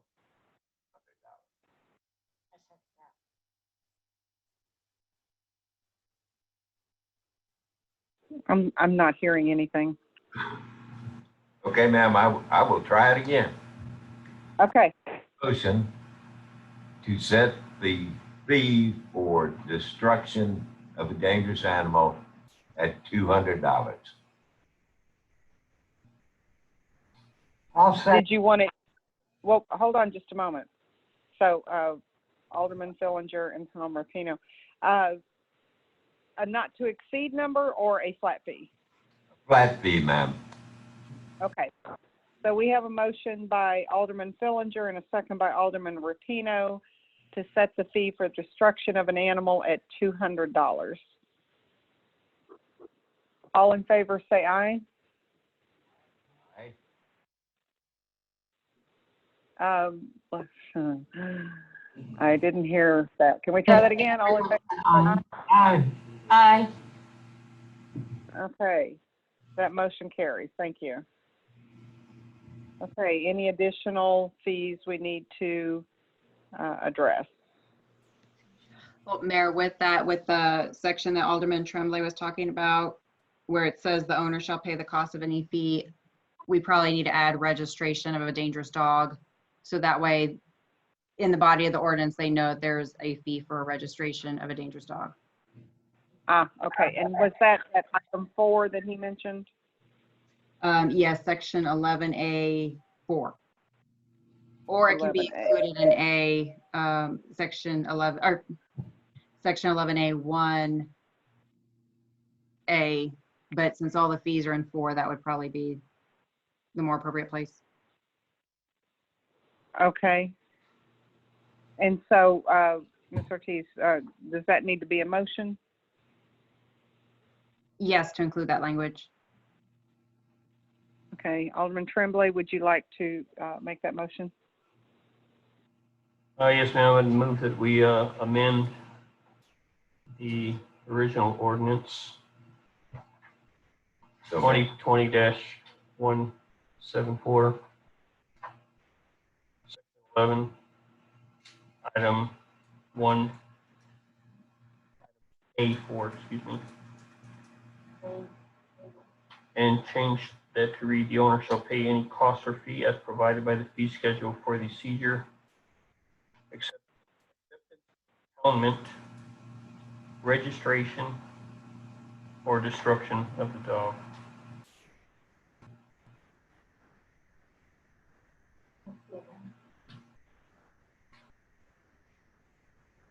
Okay, let me see if I got this right. So Alderman Tremblay's made a motion to amend the proposed amended ordinance, section 11.1.A.4, if I'm correct, to include fees for registration and destruction of a dangerous animal.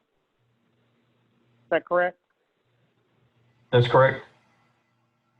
Okay, do we have a second on that? Okay, I'll second it too. Okay, we have a second by Alderman Rapino. All in favor, say aye. Aye. Aye. Aye. Okay, May I ask all right. clarification, are we just adding a word to that sentence? We're Pretty much, yes. Insert the word registration, Registration. comma, or impoundment, comma, registration. Insert the word registration right after impoundment and before or. Okay, gotcha. Thank you. Yes, ma'am. Wait, We need to also change section 2A1,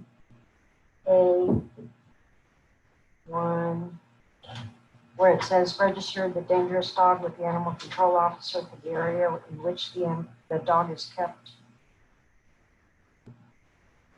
Right, item 4 is just specifically talking about the requirement that they register it, but they also have to pay that registration fee.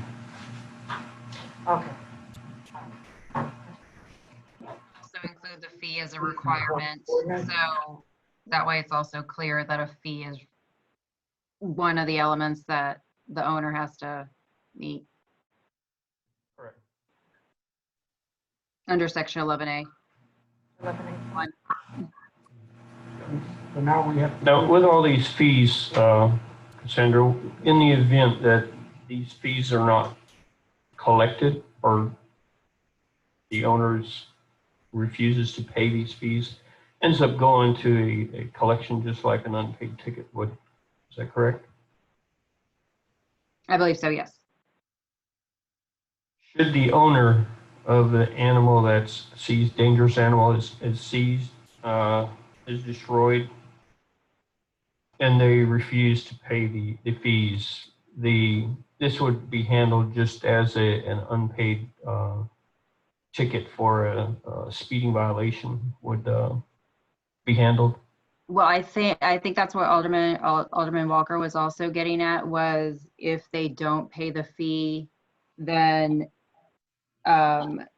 they would have to surrender the dog to Well, the I'm saying animal. they've already surrendered the dog and we've destroyed it. So I'm thinking this would be handled just as if we would put a lien on the property possibly for non-collection. I don't believe we can put a lien on the property. I think what happens is just like in the case of traffic violations that go Right. unpaid, Yeah, that's what I judgment is said. rendered. Yes, So we have a means of addressing it. yes. You have to be given a citation in order for it to be in the court system so that We're our not gonna- collection agency can collect. So as the animal control officer, you would have to write a citation when you seize the animal.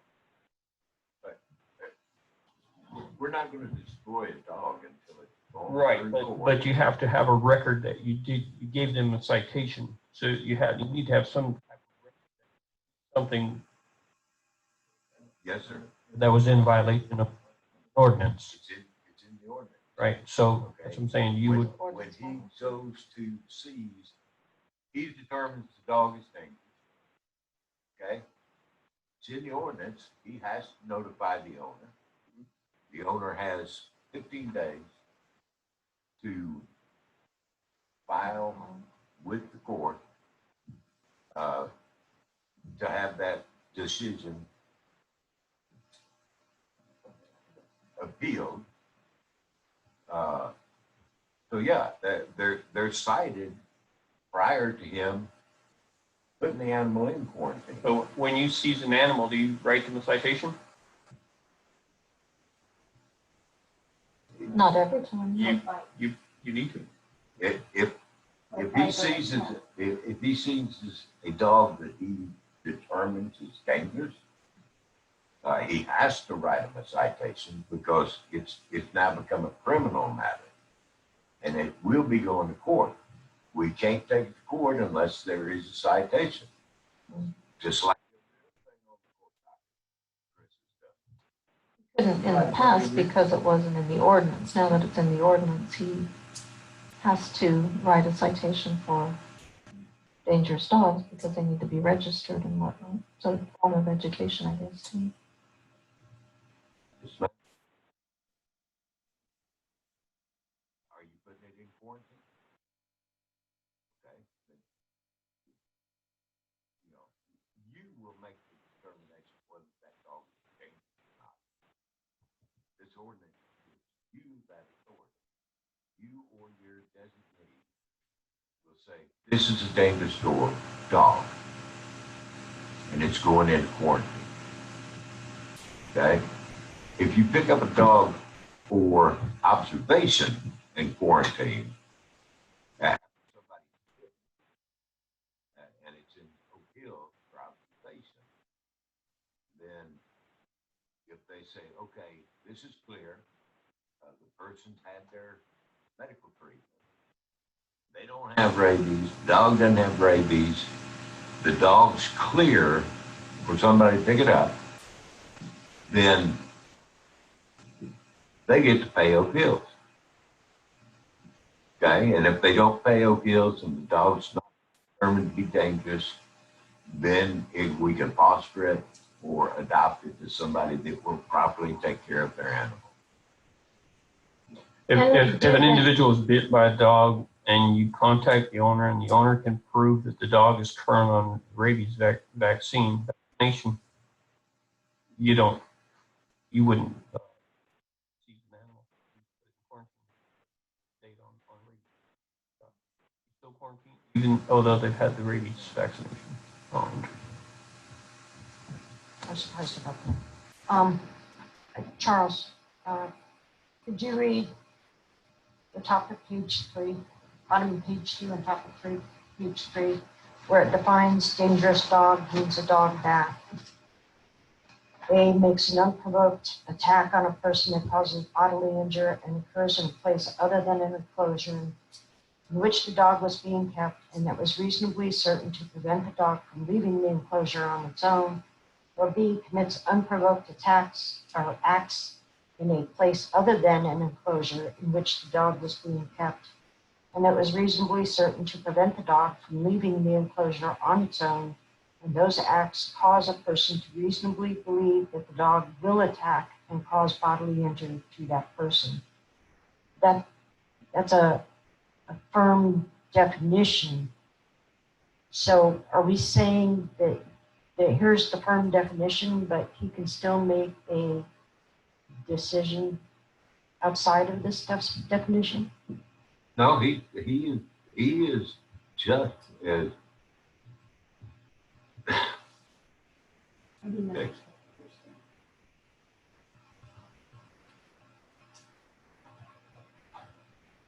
I think we've confused dangerous dogs with aggressive dogs. Okay. If somebody is attacked by the animal, Chris makes the determination whether that is a dangerous dog or an aggressive dog. Okay. My take on it is if the dog bites somebody and they're outside of the kennel, that's a dangerous dog. Okay. He makes that determination. And yes, the first time they bite, that's a dangerous dog. Okay. Because quite simply, the law says they have to be contained. If they're not contained, I hate to say this, but Fluffy can turn into a wolf. I don't care how nice they are when they're on your porch, when they hit the street with another. With a pack of dogs, every dog can. So, no, if they're off of your property, they're out of the kennel, somebody gets the animal goes into quarantine. Okay? I don't think it's that hard. If they're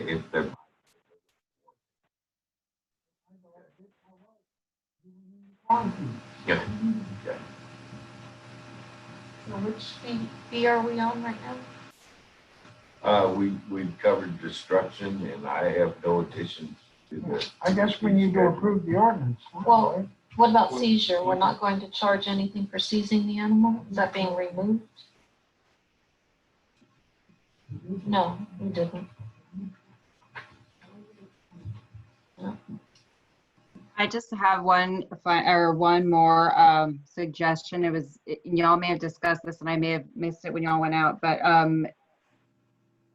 going off of what Alderman Walker said about section 11A2 that talks about the animal control or surrendering to the animal control officer. I would suggest adding the fee as a requirement in section 1 above. So if the fee is not paid, then it's clear that they would have to surrender the animal. Because in section 2, it says, if they do not comply with subsection A1, so make it clear that that fee is a requirement for the dangerous dog.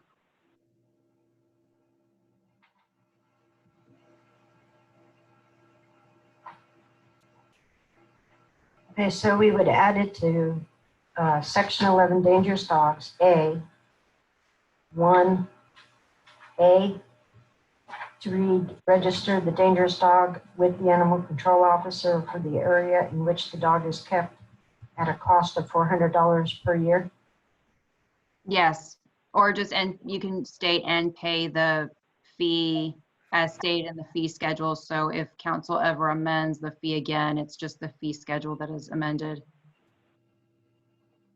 And we don't have to go back and amend that, the $400 within the ordinance itself.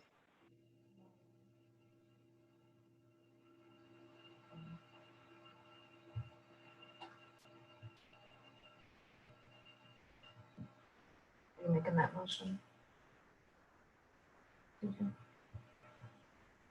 I can. Uh, Or are we doing it as a whole?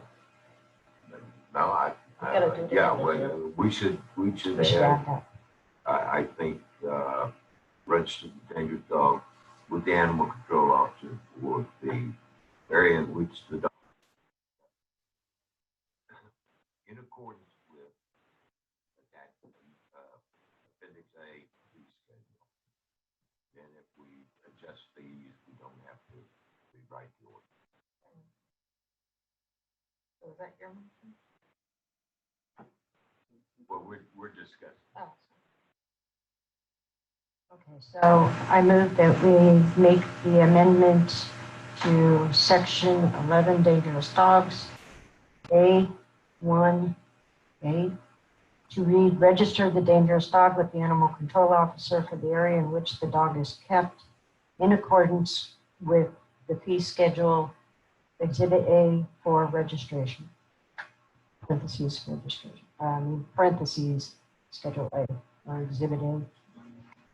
Wait, did you state and pay a fee, that the fee, that, For the fee schedule. okay. Okay, let me see if I got that straight. So Alderman Walker has made a motion to amend section 11 regarding dangerous dogs to include the registration fee as identified in the fee schedule. Is that correct? Not quite. We changed the section 11A, 1A. Okay, 11A, 1A, okay. All right, so Alderman Walker has made a motion to amend section 11A, 1A to include reference to the registration fee required as identified in the fee schedule.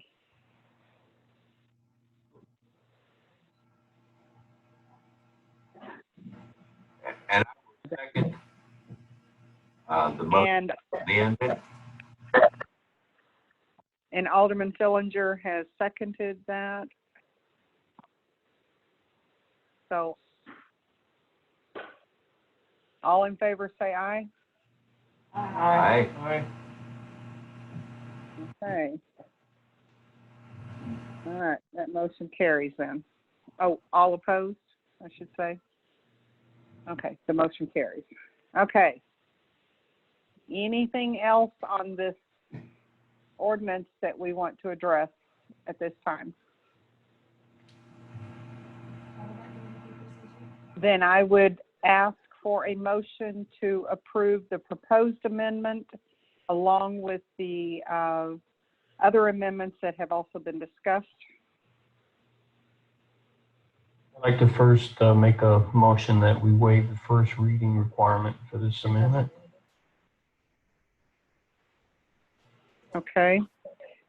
We have a motion by Alderman Tremblay to waive the second reading requirement for the amendment of this ordinance. Do we have a second? I'll second. And we have a second by Alderman Rotino. All in favor say aye. Aye. Opposed? Okay, that motion carries. And then we're back to needing a final motion. Move it. We approve ordinance number 2020-174, an ordinance of the city of Sandy Oaks, Texas, amending ordinance number 2019-1394, establishing nuisance regulations, providing for the keeping of animals within the city, during requiring vaccination and identification of dogs and cats, establishing standards of care and conduct for animals, establishing prohibited actions regarding animals, providing for the capture and impoundment of animals, providing regulation for dogs that attack or are dangerous to persons, providing regulations for dangerous dogs, providing for quarantine regulations, establishing the authority to kill, impound, or destroy animals, establishing reporting requirements, providing for fees and impoundment, providing for criminal penalty and enforcement, providing a severability clause, providing for a penalty for violations hereof, providing for an effective date, and providing for publication. Before you receive a second, I need confirmation on that fee schedule. We are either striking seizure as it's presented, or you're leaving it blank. I keep it there in blank. Okay, I'll second that. Okay, so we have a motion by Alderman Tremblay and a second by Alderman Rapino to approve the proposed amended ordinance, which would be 2020-174, as discussed and as amended. All in favor, say aye. Aye. Opposed? Okay, that motion carries. And Ms. Ortiz, looks like you got your work cut out on that one. Okay, go back over here to the agenda. And we'll move on to Public Works. Item 9A, update and announcements from the Park Advisory Committee Chair Tom Rapino and possible discussion and/or action. Now, we have a couple items on the Park Advisory Committee. On Saturday at 2 o'clock, we're going to meet over at the playground to check out just how we might provide shade for the playground area. I mean, we looked at the equipment we bought to provide shade, and we've decided it is just too cumbersome to use. We're looking at how we might provide sail shades, and we looked at some pictures on the internet, but we're going over there on Saturday afternoon to see how we might utilize some jury rigging to fix that. And then we're going over to the butterfly area to look at how we might implement some areas to put plants and set up some different sections that we might want to employ plants. We want to get started before too long. And both of those are open to the public to come participate, correct? Yes. So that's Okay, all. perfect. Now we might even take a look at the kennel area or the animal it's hard to control hear area. you. Okay. Okay, the next item on the agenda, 9B, is discuss and or possible action on quotes received for installation of an ADA compliant ramp for the new City Hall. So I've been working with Alderman Fillinger on this and just shared the quotes that we had received. We had 2 companies that provided pricing for us and design. One company proposed a pressure-treated wood option. They also proposed a Trex, which is a composite material. And then the other company proposed 2 different configurations of a metal design ramp. So I will turn this over to Alderman Fillinger for his perspective on these quotes. Okay, thank you, ma'am. We received a total of 4 different prices for 4 different items. The quote from Traco, turn to the back page, they have a design drawing, how they want to build. Charles, I'm not hearing you. I'm sorry, ma'am. No, it's not. I think there's a wave. It comes and goes. Okay. So we received 2 prizes from Traco, whether it's composite or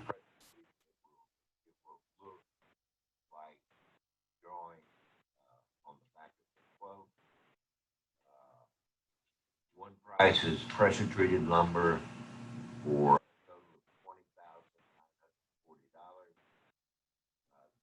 The other option is Trex Select Composite for $29,000. And Alderman Fillinger, I apologize. I cannot hear you. Ma'am, And Kathy, just so you know, I've sent an email to Jerry and to Joe Portman that they need to figure out what's wrong with this.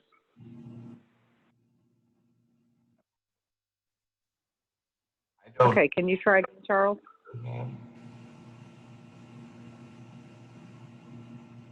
Mr. Fillinger said he doesn't know how to do this better. Nor do I. So right now I can hear y'all just fine.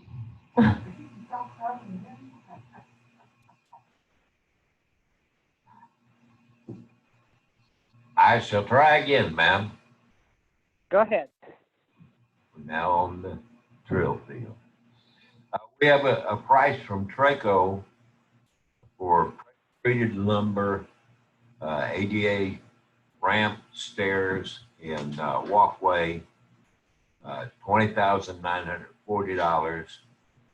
They offer an option for Trex Select Composite Deck at $29,225.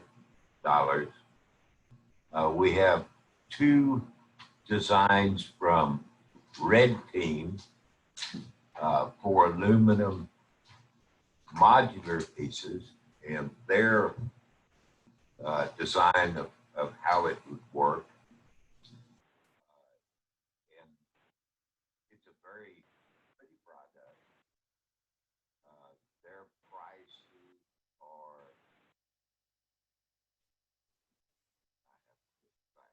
this is small print. Their price for option one is $35,051, and for option two is $34,047. My recommendation is that we award the work to Traco Enterprises. Lumber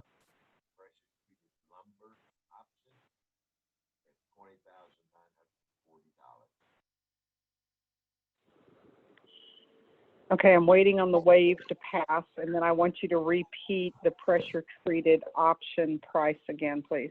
Go ahead. Okay, ma'am. My recommendation is we use the Traco quote, option one, pressure-treated lumber at a bid price of $20,940.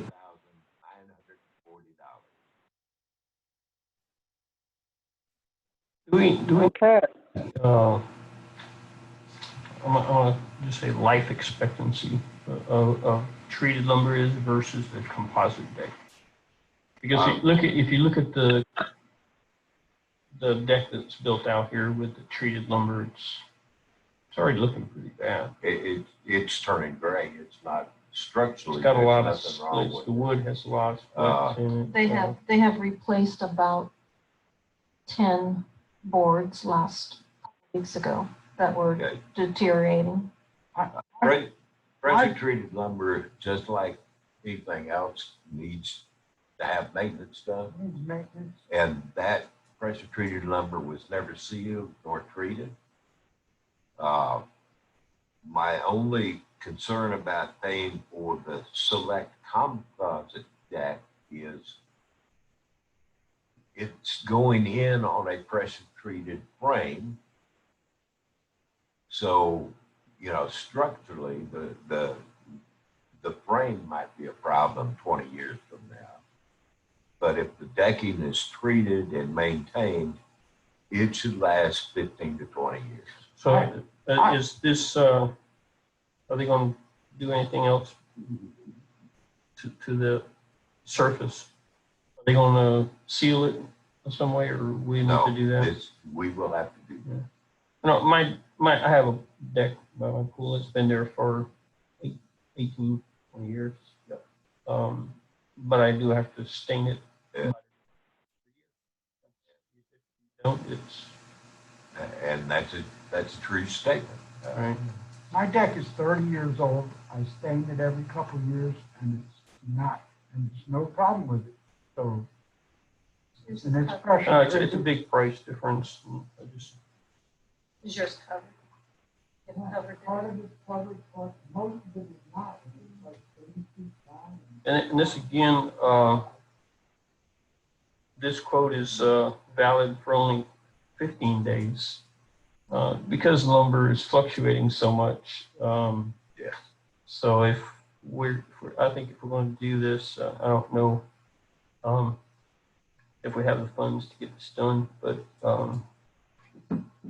the longer we wait, I think lumber prices are just going to get higher.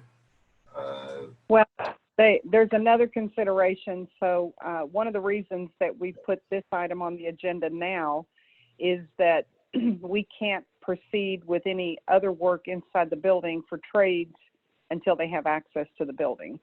So we know we need this, but it is also needed as part of the ongoing finish out that's needed at that building. So are we able to fund this presently? Yes, we are able to fund it. I do have a question for Catherine on that. Have you received any deposits in October related to sales tax or franchise fees? I did, and I would need to pull up QuickBooks real quickly to see. It wasn't an extreme large amount. I would say maybe 1,000. Yeah, because remember the September 30th date, that represented funds that had been received through that time, and we had sufficient money in the bank for that. But we do have continuing income coming in. We just don't get our big influx until February. And in November, you should begin some tax money, We have property tax. from the ad valorem tax, we had 4,300. And yeah, that was it. I just made a court deposit of almost 3,000, but then I've also got reports that I need to submit that's going to quarterly. So we have not received our franchise fee yet. No, we have not. So Okay. Yeah. right now, So the answer to your question, oh, 71. I'm sorry. And so Alderman Tremblay, in answer to your question, yes, we do have the funds available to do this. Okay, and I will go ahead and tell you that this price has increased by 30% since March of this year. The trade publications say that pressure treated wood is going to continue to rise because of the very high demand. And like everything else, there's limited production going on. I would make a motion that we approve the Graco bid, $20,940, and then we proceed with the work immediately. I'll second that. Okay, what I think I heard was Alderman Fillinger made a motion to accept the quote, approve the quote from Traco for the pressure treated option that was presented at $20,940. And I think that was Alderman Rapino who seconded that. Is that correct? Yes. Okay. Okay, so all in favor, say aye. Aye. Aye. All opposed?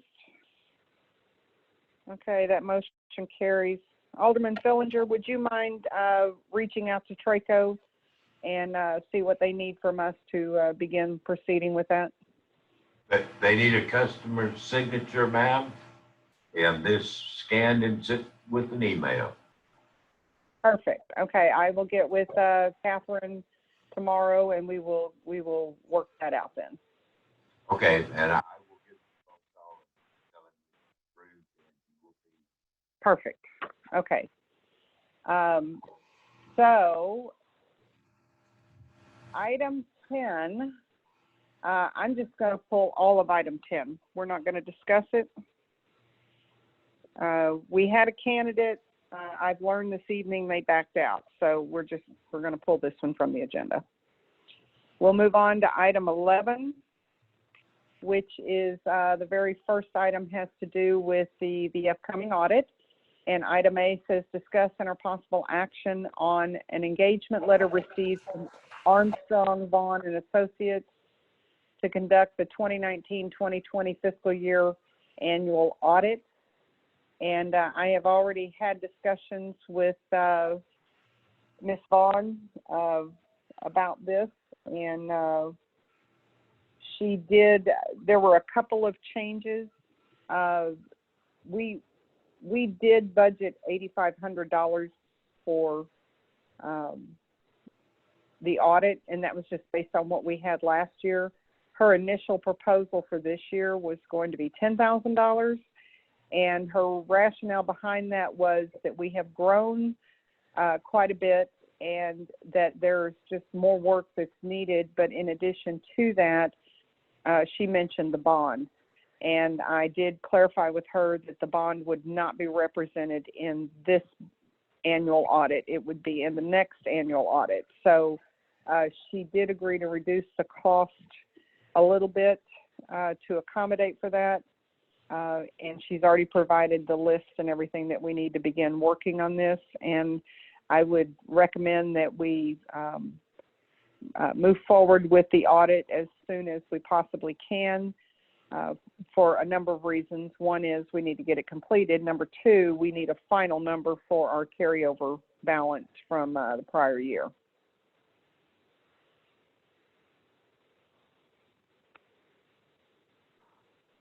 There's 9250.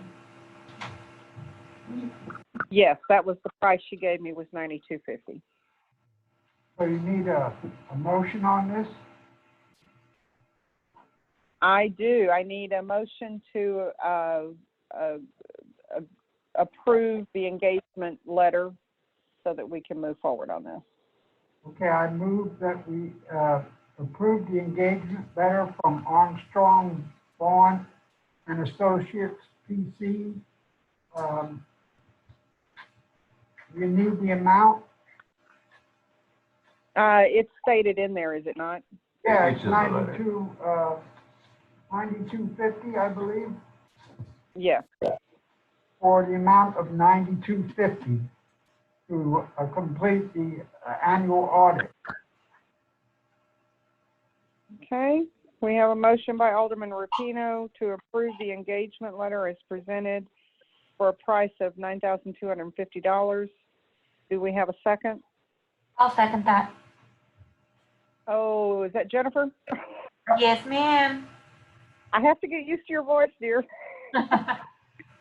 We have a second by Alderman Fuente. All in favor, say aye. All opposed? Okay, that motion carries.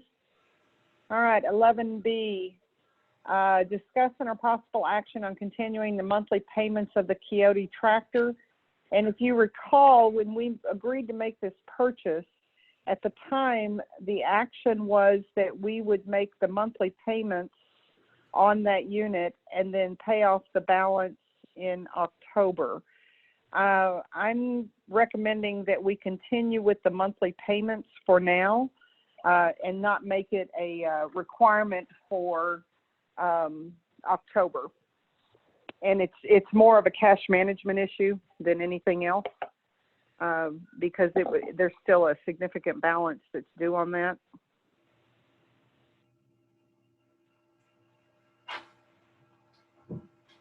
Yes, ma'am. I will move that we amend our earlier plan and we continue to pay monthly payments. That we had readdressed this issue in May of 2021. So let's continue the monthly payments until May of 2021 and then reconsider. I'll second that. We have a motion from Alderman Fillinger and a second from Alderman Rapino to continue the monthly payments on the tractor, and we will relook at that in May of 2021. All in favor, say aye. Aye. Opposed? The motion carries. Okay, item 11C, discuss and/or possible action on a quote received for repairs of the 2013 Ford F-150. This is the new, I say new, it's the most recent acquisition that we received from Bexar County from their fleet, and this is the unit that will be put in place for Public Works. Then if you remember, we were going to surplus and dispose of the original pickup truck that we've been using for a while. We had the truck looked over, and the quote that you have is identifying the costs of some items that need to be done on that pickup. If you remember, and some of you may not remember this because it was a while back, but when we first got the vehicles, I think there was quite a bit of work that needed to be done on them as well. The overall maintenance that Bexar County Fleet Management does is good, but normal wear and tear like tires and some of the other things, that's clearly our responsibility. And so that is the quote that we have in order to get this up to a good repair state for use by the city. I'll make a motion to approve the estimate to get the new vehicle up to the F-150 that we acquired from Bexar County up to operational levels. Do you have a not to exceed number on that? Yes, not to exceed $800. Okay. Okay, we have a motion by Alderman Rapino to approve the quote to repair the 20. Wait, sorry, what? To the quote from Chuck's Auto Repair to get the new F-1, not new, but the F-150 that we got from Bexar County, to get it its operational maintenance up to operational levels for a price of not to exceed $800. Okay. Okay, we have a motion by Alderman Rapino to approve the quote from Chuck's Auto to do repairs on the 2013 Ford F-150 pickup to bring it up to operational levels to be put in service. Do we have a second on that? Second that. Who is that? Jennifer. It's me, Jen. I'm going to get your voice down. And we have a second by Alderman Puente. All in favor, say aye. Let's try it one more time. All in favor, say aye. Aye. Okay, all opposed? Okay, that motion carries. And that Mayor leaves Ball. one last. Mayor Ball, Yes, Alderman Walker has recused herself from the vote. okay. Just needed you to Let me acknowledge. make- That's okay. Let me make a note of that. So she's abstaining from the vote. Exactly. Okay, perfect. Okay, so that leaves one last item, which is item 11, and it is 8:54 p.m., and we are now adjourned. Thank you, everyone. Good evening. Hey, everyone. Aye.